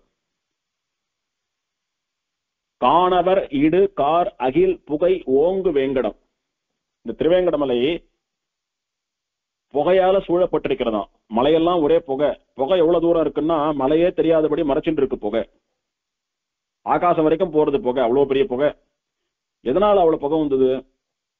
பெருமாள் இப்படி வேடனா அவதாரம் பண்ணி வரைச்ச காணவர், கான் அப்படின்னா காடு. இந்த காட்டுல இருக்கக்கூடிய காட்டுவாசிகள்லாம் வேளாள்லாம் அகில் மரம்னு மரம் உண்டு. அகில், சந்தனம் இதெல்லாம் வாசனை மரங்கள். இந்த மரம் இருக்கிற இடத்துக்கு போனாவே அந்த காத்து விசிறச்சிய ஒரு மனம் வரும். லேசா மழை பெஞ்சுதானா ஈர காத்து பரவித்துன்னா இன்னும் மனம் வரும். அதை வெட்டுறச்சையோ இல்ல அதை அரைக்கிறச்சையோ நல்ல வாசனை வரும். அதைதான் அரைச்சு வாசனை திரவியமா பயன்படுத்துறது. சந்தன மரத்தை குழைச்சி உரைச்சுதானே பெருமாளுக்கு சந்தனக்காப்பு சமர்ப்பிக்கிறோம். அந்த மாதிரி அகில புகையிட்டோமான நல்ல கமகமான சாம்பிராணி வாசனையாட்டமா வரும். கார் அகில்னா அகிலே 2 விதமான அகில் உண்டு. வெள்ளை அகில், கருப்பு அகில் உண்டு. கருப்பு தான் கார் அகில்னு சொல்றது. இந்த வெள்ளை அகில் விட காரகில்ன்றது சொல்லக்கூடியது வசந்த மலைக்காடுகள்ல இருக்கும். அது ரொம்ப வாசனை ஜம்மஜம்மான் இருக்கும் அதுக்கு. அதனால அந்த வசந்த இருக்கிறதுலயே கொளுத்தினா புகையை உற்பத்தி பண்ணினா நல்லா கமகமான வாசனை இருக்கக்கூடியதுல எது வசந்ததுன்னா இந்த காரகில் தான் அப்படின்னு அவளுக்கு தெரிஞ்சபடினால அவ வசந்த அந்த காரகில் மரங்களை எரிச்சு புகை வரும்படியா பெருமாளுக்கு சமர்ப்பிக்கிறான். அந்த புகை அப்படியே மலை முழுக்க பரவி மலையை மறைச்சு ஆகாசம் வரைக்கும் நிக்கிறதுன்னு ஆழ்வார் சாதிக்கிறார். அப்படி அந்த மலை மேல விரும்பி உரையக்கூடிய திருவேங்கடமுடையான் அப்படின்னு திருமங்கை ஆழ்வார் கொண்டாடுறார். இப்படி அந்த காட்டுல இருக்கக்கூடிய வேடர்கள் தங்களுக்கு என்னென்னலாம் கிடைக்கிறதோ அதையெல்லாம் கொண்டு பெருமாளை பூஜை பண்றான், ஆராதனம் பண்றா. அப்படி வாழ்ந்த பெருமாள் அவன். இன்னைக்கும் கூட இந்த காட்சி அனுபவிக்கலாம். நல்ல பனி, நல்ல மழை வர சமயம் அப்படின்னா மேகங்கள்லாம் மொத்தமா சேர்ந்து மலையை மறைச்சுன்றோம். நல்ல பனி சமயத்துல மத்தியானம் 1 மணிக்கு 1:30 மணிக்கு மழை வர சமயத்துல கூட மேகங்கள்லாம் மறைச்சுட்டோம்னா மழை முழுக்க தெரியாது, மலை முழுக்க மறைஞ்சு போயிடும். என்னடா இங்க இருந்து மலையை காணுமேன்னு தோணும், அத்தனை தூரம் மறைச்சுட்டு இருக்கும் அழகா. இந்த மாதிரிதான் இப்ப மேகங்கள் மறைப்பது போல, பனி மறைப்பது போல அந்த காலத்துல புகை மறைச்சிருக்கா, அத்தனை புகை சமர்ப்பிச்சிருக்கா காட்டுல இருக்கிற பக்தர்கள் எல்லாம் பெருமாளுக்கு. தங்களுடைய கஷ்டம் தீர்ந்துடுத்து, தங்களுடைய வாழ்விலே சுகந்தம் வீசுகிறதுன்னு மலையிலேயே சுகந்தம் வீசணும், நறுமணம் வீசணும்னு பெருமாளுக்கு சமர்ப்பிக்கிறா. இப்படி பெருமாள் வேட்டையாட போடுறச்ச நடந்த விற்த்தாந்தங்களை எல்லாம் கூட புராணம் வர்ணிக்கிறது. அப்படி வேட்டையாடுவதிலே விருப்பமுடைய ஸ்ரீ வெங்கடேசனுக்கு நமகான்னு இந்த நாமாவளி சொல்றது. இது போக வராக புராணத்துல பெருமாள் பத்மாவதி தாயார கல்யாணம் பண்ணிக்கிறது அங்க வேற விதமா சொல்லப்பட்டிருக்கு. எப்படின்னா ஆகாசராஜாவனுடைய பெண்ணா பிறந்து இளவரசியா வளர்றா. பெருமாள் ஒரு குரத்தி வேஷத்திலே போய் குறி சொல்லி அந்த பெண்ணுக்கு பெருமாளே கணவனா வருவான், ஒரு பையன் தேடிண்டு வருவான், ஒரு அம்மா அழிச்சுட்டு வருவா, அவனுக்கு இந்த பொண்ணை கல்யாணம் பண்ணி கொடுத்தா அந்த பொண்ணுடைய வாழ்க்கை நன்னா இருக்கும் அப்படின்னு சொல்லிட்டு போயிடுறா. அந்த வந்த குரத்தி யாருன்னா இவர் தான், அந்த வரப்போற பையனும் இவர் தான். இவர் போய் தன்னுடைய அம்மாவான வகுல மாதாவை அழிச்சுட்டு வந்து பொண்ணு கேட்டா கல்யாணம் பண்ணி கொடுக்குறா. இப்ப கல்யாணம் பண்ணிட்டு பத்மாவதியோட இருக்கான்னு வராக புராணம் சொல்றது. அப்படி பத்மாவதியை காதல் திருமணம் செய்து கொள்வதற்காக தன் அழகை காட்டி மயக்கி பன்னிண்டா இந்த பையனை தான் நான் கல்யாணம் பண்ணிப்பேன் அப்படின்னு அவர் சொல்லும்படியா அவளை மயக்க ஏத்தணும், பிச்சை ஏத்தணும், மயலேற்றணும் அவளை. அப்போ அதுக்கு தகுந்த போல ராஜாவினுடைய பொண்ணு ராஜகுமாரியானபடியினாலே இவனும் ராஜகுமாரனா போனோன்னுட்டு ராஜகுமார வேஷத்திலே ராஜகுமாரர்கள்லாம் பண்ணக்கூடிய வேட்டையாடுறது அப்படின்னு குதிரை மேல உட்கார்ந்துட்டு வேட்டையாடுற மாதிரி போறான் பெருமாள். போய் பத்மாவதி எந்த உத்தியான வனத்திலே, எந்த மலர் தோட்டங்கள் எல்லாம் இருக்கக்கூடிய வனத்திலே அப்படி தோழிகளோட விளையாடிட்டு சந்தோஷமா சுத்தின்னு இருக்காளோ அங்க போய் வேட்டையாடிண்டு இவனுடைய அழகு, இவனுடைய உடல் வலிமை, இவன் வேட்டையாடக்கூடிய திறன் இதெல்லாம் காட்டி மயக்கி பத்மாவதி தாயார் இவன் கல்யாணம் பண்ணிக்கிறான்னு சொல்லப்பட்டது. அப்படி வேட்டையாடி பத்மாவதியை வேட்டையாடியவன் அப்படின்னு கூட அனுபவிக்கலாம் இது. ஆனா இங்க எது பொருந்துறது அப்படின்னா, எல்லோருக்கும் நல்லது பண்றதுக்காக மலையில இருக்கணும்னு நாராயணன் பிரார்த்தித்தான்னு சொல்லிட்டு சொல்றபடினாலே இவனுடைய பக்தர்களுக்கு ஹிம்சை பண்ணக்கூடிய துஷ்டர்களை அழிக்க வேண்டும் என்று வேட்டையாடுகிறான் அப்படின்றது இங்க நன்னா பொருந்துருது. பிரம்மாண்ட புராணம் சொல்றது, அதோத்தரகிரௌரம் ஏ விசசார சதைத்யஹ சிம்ஹவ்யாலகணான் வித்யன் ஷரைராஷி விபோபமைஹி தத்ரத்யாஷுபராதீஷாஹ ஸ்வோபஹாராः சமாகதாः பிரணம்ய தேவதேவேஷம் அதிஷ்டன்னரமூலயः விசிசார பகூன் தேசான் மிருகயா கிருஷ்டமானசஹ அப்படின்னு சொல்றது. அந்த உத்தமமான அழகான மலையிலே பெருமாள் உலாவி வந்து கொண்டு தைத்தியால் அசுரர்களை எல்லாம் சிம்ஹ வியால கணான், சிங்கமா புலியா சிறுத்தையா யானையா எல்லாம் நடமாடின்ற இருந்த அசுரர்களை எல்லாம் கூட்டம் கூட்டமாக அழித்தான் பெருமாள். அழித்து அதனால எல்லோருக்கும் நல்லது பண்ணினா, எல்லோரையும் காப்பாத்தினா, எல்லோரும் நிம்மதி பெருமூச்சு விட்டா. அந்த இடத்துல அந்த நல்லவாளாலே யாருடைய கஷ்டத்தை அவன் தீர்த்தானோ அந்த கஷ்டம் போனவாளாலே ச உபகாராக அவளால முடிந்த உபகாரங்களை கொண்டு சமாகத்தாக அவள்லாம் இவனை சமாராதனை பண்ணினான். அப்படின்னா திருவாராதனை பண்ணினான். பண்ணிட்டு பிரணம்ய தேவதேவேஷம் சுவாமி சுவாமின்னு விழுந்து விழுந்து சேவிக்கிறான் இவனை. அப்படி எல்லோராலும் அவ கிடைத்த கையிலே கிடைத்த விஷயங்களை கொண்டு உபகாரம் சமர்ப்பிக்கப்பட்டு திருவாராதனம் பண்ணப்பட்டு விழுந்து விழுந்து சேவிக்கப்பட்ட தேவர்களுக்கெல்லாம் தேவனான இந்த திருவேங்கடமுடையான் இந்த மலையிலேயே அதிஷ்டானம் பண்ணி கொண்டு இந்த மலையிலேயே நிரந்தரமா வசிக்கிறான். விசிச்சார பகூன் தேசான் மிருகயா கிருஷ்டமானசா. இப்படி மிருக வடிவிலே இருக்கக்கூடிய துஷ்டர்களை சம்ஹாரம் பண்ண வேண்டும் என்பதற்காக இந்த மலையிலே பல இடங்களிலே பகுதேசான், மலையில ஒரு இடத்துல மட்டும் நடக்கல இந்த விஷயம், இவ்வளோ பெரிய மலையில பல இடங்கள்ல மொத்த மலையும் கூட பெருமாள் நடந்து திரிந்து அத்தனை ராட்சசாலையும் முடிச்சிருக்கான். அப்படி மிருக வடிவிலே வரக்கூடிய ராட்சசர்களை கொல்லக்கூடியதில் ஆசை உடையவன், வேட்டையாடுவதில் ஆசை உடையவன் சொல்றது இந்த ஸ்லோகம். இதுல மிருகயா கிருஷ்ட மானசகா, மிருகங்களை வேட்டையாடுவதில் ஆசை உடையவன் அப்படின்னு சொல்லப்பட்டிருக்கோ இல்லையோ. இந்த மிருகயா கிருஷ்ட மானசகா அப்படின்றதுதான் மிருகயா ரசிகாய அப்படின்ற பெயர் திருவனந்தாழ்வான் இந்த எம்பெருமானுக்கு சூட்டுவதற்கு காரணமாக அமைந்த பெயர். அதுல இருந்து இந்த நாமா வைக்கிறார். மிருகயா ரசிகாய ஸ்ரீ வெங்கடேஷாய நமஹ. அடுத்தது 80வது நாமாவளி. விருஷபாசுரஹாரினே ஸ்ரீ வெங்கடேஷாய நமஹ. இந்த நாமாவளே மலையப்பனுக்கு சொல்லப்பட்ட திருநாமம் விருஷபாசுரஹாரி என்பது. விருஷபன் என்கிற அசுரனை சம்ஹரித்த, ஹரித்த, அழித்த ஸ்ரீ வெங்கடேசனுக்கு நமகான்னு அர்த்தம். பெருமாள் மிருகங்களை வேட்டையாடுவதில் விருப்பமுடையவன்னு போன நாமாவளியில சொன்னார். நாம ஏற்கனவே சொன்னோம், எல்லாருக்கும் நல்லது பண்றேன்னுட்டு வாயில்லாத பிராணிகளை எப்படி சம்ஹாரம் பண்றது அப்படின்னு ஒரு எண்ணம் வந்தா, வாயில்லாத பிராணி இல்ல, எல்லாம் விஷ ஜந்துக்கள், ராட்சசம் வந்திருக்கான் மிருகமா அப்படின்னு தெரியப்படுத்தணுன்றதுக்காக விருஷபாசுரன் சொல்லக்கூடிய ஒரு ராட்சசன் ரொம்ப அட்டூழியம் பண்ணிட்டு எல்லோரையும் இம்சை பண்ணிட்டு இருந்தான். அவனை பெருமாள் வேட்டையாடினான். சொல்ல போனா அவனை வேட்டையாடுறதுக்காக தான் பெருமாள் வேட்டையாடுறேன்னே கிளம்பினான். அப்ப அவனோடு கூட சேர்ந்து இவனை மாதிரி யாரும் கொடுமையான ராட்சசாலா தலையிடக்கூடாதுன்னு மொத்த பேரையும் காலி பண்ணான் அப்படின்னு சொல்றது இந்த நாமாவளி. இவன் பேரே காட்டுறது பாருங்க, விருஷபாசுரன். விருஷபம்னா என்ன? காளை. காளை வடிவிலே வந்த அசுரன். ஒரு சிங்கம், புலி, யானைன்னா கூட துஷ்ட ஜந்துக்கள் கிட்ட போனா என்ன பண்ணுவோன்னு தெரியாதுன்னு பயந்து ஒதுங்குவா. ஒரு பசு, ஒரு காளை, ஒரு எருமை இதெல்லாம் பார்த்து யாரானும் பயப்படுவாளா? அதனால சாதாரணமான பிராணி தான், டொமஸ்டிக் அனிமல் தான், அது ஒன்றும் பண்ணாது அப்படின்னு நினைச்சுட்டு யாரானும் பக்கத்துல போனாலானா அவள் அப்படியே குத்தி குடலை கீழ்ச்சி நாசனம் பண்ணிட வேண்டியது. அந்த மாதிரி ஏமாத்தின்னு இருக்கக்கூடிய ராட்சசா. அப்படி ரிஷபன்னு சொல்லக்கூடிய ஒரு அசுரன், காளை வடிவிலே திரிந்த அசுரன், அவனை பெருமாள் சம்ஹாரம் பண்ணினா அதை பத்தி இங்க சொல்றார். பிரம்மாண்ட புராணத்திலே பெருமாளுடைய வேட்டையாடக்கூடிய விஷயத்தை வர்ணித்து அதிலே ஒரு விஷயமா இந்த ரிஷபாசுரனுடைய வதத்தை சொல்லியிருக்கு பிரம்மாண்ட புராணம். முதல்ல அந்த ரிஷபாசுரனுடைய சரித்திரத்தை பார்க்கலாம். திருமலைக்கு தெற்கு திசையிலே ரிஷபன் அப்படின்னு காளை வடிவத்திலே காளை முகம் கொண்ட ஒரு அசுரன் இருந்தான். அவன் பரம சிவபக்தன். அவன் எப்போதும் சிவ பூஜை பண்ணிட்டு இருக்கிறவன். ஆனா தான் தான் இந்த உலகத்திலேயே சக்தி வாய்ந்தவனா, ஆற்றல் வாய்ந்தவனா, உலகத்திலே மகாவீரன்னு சொல்லும்படியா எல்லோரும் தனக்கு கீழே இருக்கணும், தான் எல்லோரையும் அடக்கி ஆளணும்ன்ற ஒரு எண்ணம் உண்டு இவனுக்கு எப்பவும். அதனால எல்லாரையும் பாக்குறவாளெல்லாம் எனக்கு நமஸ்காரம் பண்ணி என் காலில் விழு, எனக்கு கீழே அடங்கிதான் நடக்கணும்னுவா. அவ கேட்கலன்னா அவளை மிரட்டுறது, அவளை அடிக்கிறது, குத்துறது, வெட்டுறதுன்னு இம்சை பண்ணிட்டு வந்தான்.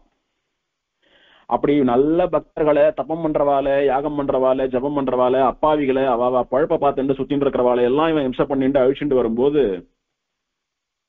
இவன் அழிக்க வேண்டிய காலம் வந்துடுத்து. பெருமாள் அங்க தோன்றணும். அப்ப திடீர்னு ஒரு சாதாரண வனமாயிருந்த ஒரு இடத்துல திடீர்னு ஒரு பெரிய மலை ஒண்ணு உருவாச்சு. மலையே இல்லாத இடத்துல இவன் பார்த்துட்டு இருக்கிறச்சியே ஒரு மலை வந்துடுத்து. அதை பார்த்த உடனே ஒரு நிமிஷம் இவன் குழம்பு போயிட்டான். நானே பெரிய மாயாவி, எந்த சமயத்துல எந்த உருவம் எடுக்கணும்னு நினைக்கிறனோ அதை எடுத்துட்டு எல்லாரையும் ஏமாத்தி அழிச்சுட்டு இருக்கேன். இவன் எவனோ என்னை விட பெரிய மாயாவி போல் இருக்கேன். ஒண்ணுமே இல்லாத இடத்துல திடீர்னு ஒரு மலை எப்படி வரும்? மழை வர்றது எப்படி வரும்? கொஞ்சம் கொஞ்சமா ஒரு சின்ன கல்லு, பருக்காங்கல்லு, பாறைன்னு கொஞ்சம் கொஞ்சமா அப்படி ஃபார்ம் ஆகி ஒரு மலை உற்பத்தி ஆகிறதுக்கு பல கோடி வருஷங்கள் ஆறுதுன்னு சொல்றா. ஆனா கண் எதிர்க்க பார்த்துட்டு இருக்கிறச்சியே மழை இல்ல, திடீர்னு மழை வருது. இப்ப என்னோட பெரிய மாயாவி இவன் யாருன்னு கண்டுபிடிச்சு நமக்கு சமானமானவா யாரும் இருக்கக்கூடாது, இவன் நம்மளை விட பெரிய மாயாவியா இருக்கான், அதனால இவனோட யுத்தம் பண்ணி இவன் அழிச்சு விடணும் எப்படியாவது அப்படின்னு. அந்த மாயாவி யாருன்னு இந்த மலையிலே, மாயாவியே, மலையா வந்த மாயாவியே நீ யாரு அப்படின்னு அப்படி சுத்தி தேடிட்டு வரான். இந்த மலையை உற்பத்தி பண்ணது யாருன்னா வேட்டையாடுறதுக்காக வந்த ஸ்ரீனிவாசன். இவனுடைய கவனத்தை திசை திருப்பி இவனை அலக்கழிக்கணும்.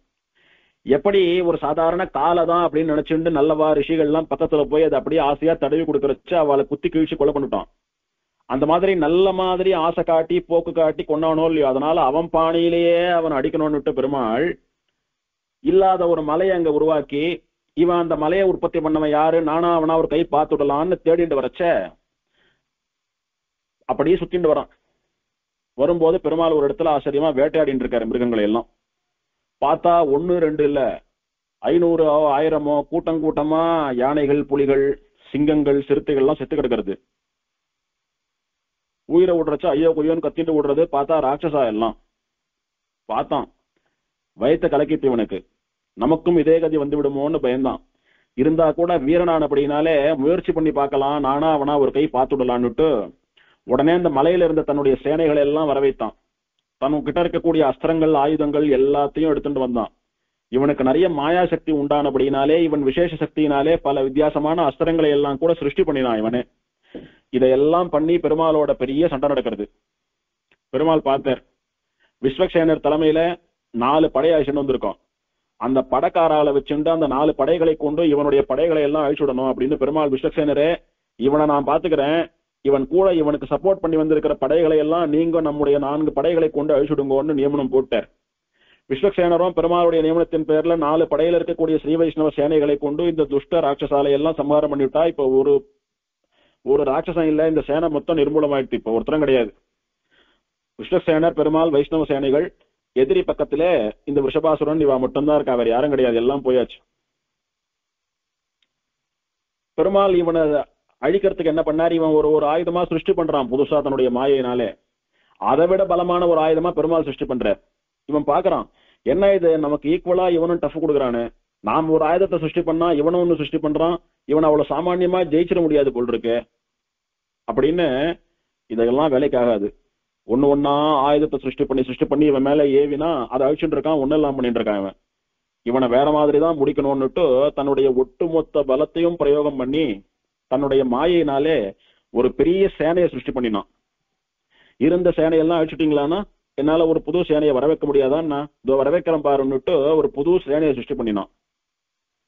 பெருமாள் பார்த்தார், நீ புதுசா ஒரு பெரிய சேனையை சிருஷ்டி பண்ணி அதுல ஆயிரக்கணக்கான ஜனங்களை கொண்டுதான் சண்டை போடணும். நான் ஒரு க்ஷணத்துல ஒரே ஒருத்தரை கொண்டு என்ன பண்றேன் பாரு அப்படின்னு கையில இருக்கிற சக்கரத்தை ஏவி விட்டான் பெருமாள். சுதர்சன ஆழ்வான பிரயோகம் பண்ணினான். சுதர்சனர் போனார், அந்த மொத்த சேனைகளையும் ஒரே சைஸ்ல நிக்க வச்சு அப்படியே அளவெடுக்கிற மாதிரி, அப்படியே மிஷின்ல கட் பண்ற மாதிரி, மிஷின் கட்டிங் மாதிரி எல்லோரும் தலையும் வாழை தண்டு செய்வராப்புல செய்விட்டு வந்தார். அத்தனை ராட்சச சேனைகளின் தலையும் துண்டிக்கப்பட்டு உடம்பு வேற தலை வேறையா ஊண்டுடுத்து. அது மட்டும் இல்ல, அந்த சுதர்சன ஆழ்வார் இப்படி ஆயிரக்கணக்கான ராட்சசால் வராளே அவளெல்லாம் ஒரு க்ஷணத்துல சீவினார்னா எத்தனை போர்ஸா எத்தனை வேகமா சீவியிருப்பார். அப்படி அவர் வேகமா சுத்திண்டே போய் இத்தனை பேரோட மோதி அவளை அப்படி கட் பண்ணினதுனால அந்த சக்கரத்துல இருந்து அப்படி பொறியா தீப்பொறி கிளம்பி அக்னி ஜுவாலை வந்தது. அந்த அக்னி ஜுவாலைகள்னாலேயே அத்தனை சேனைகளும் எரிஞ்சு சாம்பலா போயிடுச்சு. அப்படி சுதர்சன ஆழ்வானாலே தகிக்கப்பட்டு விட்டார்கள் எதிரிகள் எல்லாம். அந்த மாதிரிதான் எம்பெருமானுடைய பக்தர்களுக்கு ஒரு கஷ்டம்னு வந்தா இந்த சுதர்சன ஆழ்வான் தன்னுடைய அக்னியை தன்னுடைய ஜுவாலையை கொண்டு அந்த கஷ்டத்தை அந்த எதிரிகளை எல்லாம் சாம்பலாக்கி விடுவான், நமக்கு அனுகிரகம் பண்ணுவான் அப்படின்னு தான் சுதர்சன ஆழ்வானுடைய திருவடிகள்ல நாம பிரதிபக்தியா அவனை சேவிக்கிறது. அதுதான் அவனுடைய காரியம். இப்பதான் இந்த வேடனுக்கு புரிஞ்சுது, ஆஹா இத்தனை காலம் ஏதோ ஒரு பெரிய மாயாவி சட்டப்போட வந்திருக்கான், மாவீரன் நினைச்சுட்டுன்னா போராடிட்டு இருந்தோம், சக்கரம் வச்சுட்டு இருக்கானே சாட்சாத் பெருமாளிவன் மகாவிஷ்ணு. சரி, நாமளா தேடி போய் வினைய தேடிண்டோம், சக்கரத்தினாலே நாம சேனைகள்லாம் அழிஞ்சது இல்லாம நாமளும் அழியிற நேரம் வந்துடுத்து. பெருமாள் கூட போனா போறதுன்னு மன்னிச்சு விட்டுருவான். ஆனா பெருமாளுடைய சக்கரத்தாழ்வான் அடியவர்களுக்கு ஒண்ணுன்னு கிளம்பி வந்துட்டானா ரத்தம் பார்க்காம போக மாட்டானே, நம்ம கதை முடிஞ்சுடுத்து, இனிமேல் நமக்கு வாழ்க்கை இல்லைன்னு முடிவு பண்ணிட்டோம்.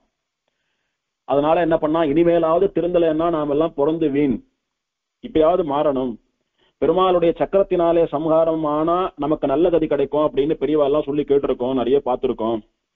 அதனால என்ன பண்ணலாம், நல்லவனா பெருமாள் இடத்துல போய் மன்னிப்பு கேட்டு பெருமாளே உன் கையாலேயே என்ன கொண்டு விடுவோம் ஒரு இடத்துல பிரார்த்திக்கலாம், அப்ப நமக்கு மோட்சம் கிடைக்கும் அப்படின்னு என்ன பண்றான், பெருமாள் காலில் போய் ஊழ்ந்துடுறான். ஊழ்ந்துட்டு, சுவாமி எல்லா உலகங்களையும் படைப்பது காப்பாற்றுவது இந்த மாதிரி துஷ்டாலை எல்லாம் தகுந்த நேரத்துல சம்ஹாரம் பண்றது எல்லாம் நீதான், அதனாலே சிருஷ்டிகர்த்தா ஸ்திதிகர்த்தா சம்ஹாரகர்த்தா எல்லாம் நீதான்ப்பா, உன்னுடைய கட்டளைய தலைமையில கொண்டுன்னா சந்திர சூரியர்கள் நட்சத்திரங்கள் தேவர்கள் எல்லோரும் அவ காரியத்தை பண்ணிட்டு இருக்கா, உனக்கு பயந்துன்னா இந்த லோகத்துல எல்லாம் நன்னா நடக்கிறது. அப்பேற்பட்ட உன்னுடைய திருவடிகளிலே நமஸ்காரம் நமகான்னு சொல்லி சரணாகதி பண்றது தானே எல்லா பாவங்களுக்கும் பிராயச்சித்தமா சாஸ்திரங்கள்லாம் சொல்றது. அதனால வேற வழி தெரியல, உன்னோட போராடி பார்த்தேன் மோதி பார்த்தேன் முடியலன்னு யாருன்னு தெரிஞ்சுன்றதுக்கு அப்புறம் உன்னோட மோதினா என்னை விட பைத்தியக்காரம் யாரும் இல்ல சுவாமி, உன்னுடைய திருவடிகள்ல சரணாகதி பண்ணிவிடுறேன், வேங்கடத்துறைவார்க்க நமகான்னு சொல்லி உன்னுடைய பாதங்களிலே என் தலையை வைக்கிறேன், சரணாகதி பண்ணிவிடுறேன், என் பாவங்களை எல்லாம் அழித்து என் பாவங்களை எரிப்பது போல உன்னுடைய சுதர்சனாழ்வானாலே என்னை சம்ஹரித்து உன் கையாலே உன் சக்கரத்தாழ்வானாலே சம்மரிக்கப்பட்ட எனக்கு மோட்சம் தர வேண்டும் அப்படின்னு பிரார்த்திக்கிறான். அது மட்டும் இல்லாமல் ரிஷபன்னு சொல்லக்கூடிய காலை நான் என்னோடு நீ போராடி என்னை சம்ஹாரம் பண்ணி உன் கையாலே நான் செத்து போய் மோட்சத்துக்கு போனபடினாலே இந்த மலைக்கு என்னுடைய பெயர் வரணும்னு அந்த வரத்தையும் கேட்கிறான். ரிஷபம் காலை வடிவிலே வந்ததுனால ரிஷபாசுரன் பெயர் அவனுக்கு. பெருமாள் அதே மாதிரி அவன் சக்கராயுதத்தால சம்ஹாரம் பண்ணி அவனுக்கு மோட்சம் கொடுத்தாருன்னு பிரம்மாண்ட புராணம் சொல்றது. இப்போ பெருமாள் இந்த ரிஷபாசுரனை சம்ஹாரம் பண்ணின இந்த மலைக்கு ரிஷபாச்சலம் ரிஷபாத்ரின்னு பெயர் வந்துடுத்து. திருவேங்கட மலைக்கு பல பெயர்கள் உண்டுன்னு பார்த்தோம். அதுல முதல் யுகமான கிருத்தயுகத்திலே ரிஷபாத்ரின்னு இந்த மலைக்கு பெயர்னு பார்த்தோம். அந்த பெயர் இப்படிதான் வந்தது. அதுதான் காரணம் அதற்கு. இதே ரிஷபாசுரனுடைய சரித்திரம் பிரம்மாண்ட புராணத்துல எப்படி சொல்றோம் இல்லையோ, பவிஷ்யோத்தர புராணத்துல வேறு மாதிரி வித்தியாசமா சொல்றது. ரிஷபாசுரன் கதை இந்த 12 புராணத்துல 2 புராணத்துல மட்டும்தான் வருது.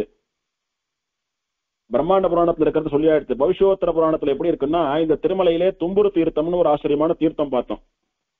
தும்புரு சாப விமோசனம் பெற்ற தீர்த்தம். அந்த தீர்த்தத்தினுடைய கரையிலே இந்த ரிஷபாசுரன் இதேதான் காலை முகத்தோடு மனித உடலோடு இருக்கக்கூடிய இந்த ரிஷபாசுரன் ஒரு பெரிய சால கிராமத்தை ஆராதனை பண்ணிட்டு வரான் பல காலம். அந்த சால கிராமத்துல இருக்கிற பெருமாள் யாரு, என்ன சால கிராமம்னா நரசிம்ம சால கிராமம். அது நிருசிம்ம பகவானாலே அதிஷ்டானம் பண்ணப்பட்ட சால கிராமம்னு சொல்றது புராணம். அப்படின்னா நரசிம்ம சால கிராமம். அந்த சால கிராமத்துல நிருசிம்மன் எழுந்தருள் இருக்கான். ஏன் நிருசிம்மனை இவன் பூஜை பண்றான், இவன் சிவபக்தனாச்சேன்னு ஒரு சந்தேகம் வரலாம். ஏற்கனவே ருத்ரன் இந்த மலையில ஒரு பாகமான ஸ்ரீசைலம்னு சொல்லக்கூடிய இடத்திலே நீலகண்டன் அப்படின்ற பெயர்ல நீலகண்ட ஆசிரமம்னு அமைத்துக் கொண்டு இப்போது திருவேங்கடமுடையான் கோவிலுக்குள்ளே ராமானுஜர் சன்னதிக்கு பக்கத்திலே சேவை சாதிக்கக்கூடிய நிருசிம்மனுடைய விக்கிரகத்தை பிரதிஷ்டை பண்ணி தபஸ் பண்ணி ஆராதனம் பண்ணி இந்த மலையிலேயே வசிக்கணும்னு வரம் கேட்டு அந்த பெருமாளால அனுகிரகிக்கப்பட்டு இப்போது மலை தாழ்வாரத்திலே ஆழ்வார் தீர்த்த கரையிலே கபிலேஸ்வரன் என்கிற பெயரிலே வசித்துக் கொண்டிருக்கிறான்னு பார்த்தோம். இப்படி நம்ம பல காலம் பூஜை பண்ணின நம்முடைய சுவாமி பரமசிவன் இருக்காரு, அவரே ஒரு சுவாமியை பூஜை பண்றாருன்னா அது அவருக்கும் மேலான தெய்வம் தானே. அதனால தான் வணங்குற சுவாமியை வணங்கினா, தன்னுடைய பக்தன் தான் வணங்குற சுவாமியை வணங்கினா நம்ம சுவாமியும் சந்தோஷப்படுவார். அதனால ருத்ரன் ருசிம்மனை வணங்குறபடினாலே நாம நிருசிம்மனை வழங்கினா ருத்ரர் சந்தோஷம் படுவார். அதனால நாமளும் நிருசிம்மனை வழங்கலான்னு விட்டு ஒரு நிருசிம்மசால கிராமத்தை வச்சு ஒரு 5000 வருஷங்கள் பூஜை பண்ணிட்டு வரான் இவன். ராட்சசனோ இல்லையோ, எப்படி பூஜை பண்ணணும் சாத்விகமா அப்படின்னு அவனுக்கு தெரியல பாவம். ஆனா எப்படியாவது பூஜை பண்ணி சிவன் நேரம் வந்து வரம் கொடுத்தது மாதிரி சிவனுக்கே வரம் கொடுக்கக்கூடிய சிவனாலே வணங்கப்படக்கூடிய சிவனை விட பெரிய தெய்வமான இந்த நரசிம்மர் வந்து நம்ம கேட்கக்கூடிய வரங்களை எல்லாம் கொடுத்து விசேஷ சக்தி எல்லாம் கொடுத்து நம்ம பெரிய ஆளா வரணும்ன்ற ஆசை மட்டும் தான் கண்ணை மறைக்கிறது இவனுக்கு. என்ன பண்றான்னா, உலகத்திலேயே என்ன மாதிரி பக்தியா பூஜை பண்ணவா யாரும் இருக்கக்கூடாதுன்னு ஒரு எண்ணம் இவனுக்கு.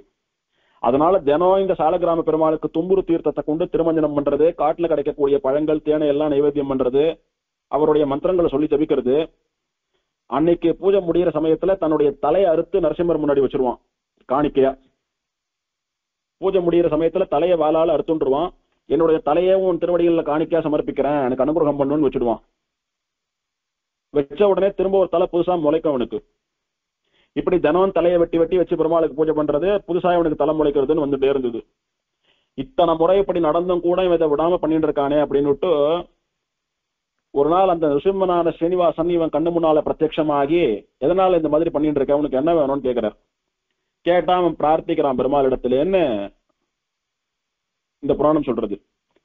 க்ஷமஸ்வ சத்கிருதே சர்வம் அபராதம் சுதுக்ஸஹம் கிருதாகசாத்வாத்ருஷேஷு பிரணாமः கலு நிஷ்கிருதிः ஜீவிதம் து நயாச்சேஹம் க்ஷுத்ரம் பாபஸ்ய காரணம் அதோ யாஸ்மாமி நிஹதச்சக்ரேன பரமாம் கதிம் தஸ்மாத் க்ஷமஸ்வ பகவன் ஸ்ரீநிதே கருணாநிதே திராதாரம் வை ந பஸ்யாமி த்வாம் வினா மதுசூதனா. பெருமானே, நீ பெரிய மகாவீரன். உன் கையால இது வரைக்கும் செத்து போன ராட்சசால் எல்லாம் பாவம் பண்ணினா தப்பு பண்ணினா நீ அவளை சம்ஹாரம் பண்ணி அவளுக்கு தண்டனை கொடுத்தேன்றதெல்லாம் சரிதான். ஆனா உன்னோட யுத்தம் பண்றதுக்கு கொடுத்து வச்சிருக்கா பாத்தியாவா. மோதினா ஒரு வீரன் தன்னை விட ஒரு பெரிய வீரன் இல்ல தனக்கு சமானமான வீரன் இடத்துல மோதினாதான் நன்னா இருக்கும். வாயில்லாத பூச்சியெல்லாம் கொன்னாது என்ன ஒரு பெருமையா இருக்கும். அதனால மகாவீரனான சக்கரவர்த்தி திருமகனான உன்னோட நான் சண்டை போடணும், எனக்கு யுத்த பிக்ஷை கொடு, என்னோட சண்டை போடவா, நீயா நானா பாக்கணும் வா, எப்படி நீதான் ஜெயிப்ப, உன்னுடைய கையாலே நான் மடிந்து போக வேணும், உன் கையால சாகணும், எனக்கு மோட்சம் வேணும்னு பிரார்த்திச்சானோ. அப்ப இத்தனை காலம் ராட்சசனா என்னுடைய வாழ்க்கையில பாவமே பண்ணிட்டு வந்தனே, அதுக்கு நான் இப்ப உணர்ந்துட்டேன், என்ன மன்னிச்சுடுன்னு பெருமாள் திருவடிகள்ல விழுந்து மன்னிப்பு கேட்டுட்டு பண்ணின எல்லா பாவங்களுக்கும் பிராயசித்தம், விமோசனம், மன்னிப்பு கேட்கறது, திருந்தி உணர்ந்து உன்னுடைய திருவடிகள்ல மன்னிப்பு கேட்கறது, சரணாகதி பண்ணி மோட்சம் கொடுன்னு காலை பிடிக்கிறது தானேன்னு சாஸ்திரம் சொல்றது. அதனால எல்லா பாவங்களுக்கும் பிராயசித்தமா உன்னுடைய திருவடிகள்ல நமகான்னு சொல்லி நான் சரணாகதி பண்றேன். என்னுடைய பாப்பங்களை எல்லாம் அழிச்சுடு. அல்ப அல்ப பலன்களுக்காக, என்னுடைய அல்ப ஆசைகளுக்காக எல்லாம் நிறைய பாவங்களை பண்ணிவிட்டேன். இப்ப உணர்றேன், எல்லாருடைய பாவங்களை அழிப்பதான உன்னுடைய சுதர்சன சக்கரத்தாலே கூட என்ன சம்ஹாரம் பண்ணிடு. யுத்தம் பண்ணு, யுத்தத்தினுடைய கடைசியில சுதர்சன சக்கரத்தாலே என்ன சம்ஹாரம் பண்ணு. நான் உன்னுடைய திருவடிகளை சேரணும். நீ சம்ஹாரம் பண்ணின மலை ரிஷபாசுரன் வசித்த மலைன்னு என்னுடைய பெயரால வழங்கப்படணும்னு பிரார்த்தித்தான். அங்க இருக்கு. எதை எப்படியோ இவன் பிரார்த்தித்தான். பெருமாளை அவனோட சத்தம் போட ஆரம்பித்தார். கோரமான யுத்தம் நடக்கிறது. யுத்தத்தினுடைய கடைசியில இவன் வேண்டியது போலவே பெருமாள் சக்கராயுதத்தை கொண்டு விட சம்மரிச்சு மோட்சம் கொடுத்துட்டார். அப்படி ரிஷபாசுரனை பெருமாள் சம்மரித்த இடம், இப்படி சம்மரித்திருந்தாலும் சரி, இல்ல அப்படி சம்மரித்திருந்தாலும் சரி, ரெண்டு புராணத்துல எது நடந்திருந்தாலும் சரி, இல்ல ரெண்டுமே ஒரு யுகத்துல ஒன்னொன்னு நடந்திருந்தாலும் சரி, ரிஷபாசுரன் பெருமாளாலே சம்மரிக்கப்பட்டான். அதனால இந்த மலைக்கு ரிஷபாச்சலம், ரிஷபாத்ரி அப்படின்னு பெயர். இதுதான் புராண ஆரம்பத்துல சொல்லிட்டு. இந்த மலைக்கு கிருதயுகத்திலே ரிஷபாச்சலம்னு பெயர், திரேதாயுகத்திலே அஞ்சனாச்சலம்னு பெயர், துவாபர யுகத்திலே சேஷாச்சலம்னு பெயர், கலியுகத்திலே வெங்கடாச்சலம்னு பெயர்னு பவிஷ்யோத்தர புராணம் வர்ணித்ததுன்னு ஆரம்பத்துல பார்த்தோமோ இல்லையோ. அப்படி கிருதயுகத்திலே ரிஷபாச்சலம்னு பெயர் வருவதற்கு காரணம் இந்த ரிஷபாசுரனுடைய சம்ஹாரம் அப்படின்னு அவனுடைய சரித்திரத்தை சொல்லி இந்த நாமாவளியாலே திருவேங்கடமுடையானை கொண்டாடுகிறார். ரிஷபாசுரஹாரிணே ஸ்ரீ வெங்கடேஷாய நமஹ. அஜ்ஞானினா மயா தோஷான் அசேஷான் விஹிதான் ஹரே. க்ஷமஸ்வத்வம் க்ஷமஸ்வத்வம் சேஷசைலசிகாமனே. வந்தாய் என் மனம் புகுந்தாய் மண்ணி நின்றாய். நந்தாத கொழுஞ்சுடரே எங்கள் நம்பி. சிந்தாமணியே திருவேங்கடம் மேய எந்தாய். இனியான் உன்னை என்றும் விடேனே. தனுர்மாசே சிதே பக்ஷே த்வாதஸ்யாம் அருணோதயே. ஆயாந்தி சர்வதீர்த்தானி சுவாமி புஷ்கரிணீ ஜலே.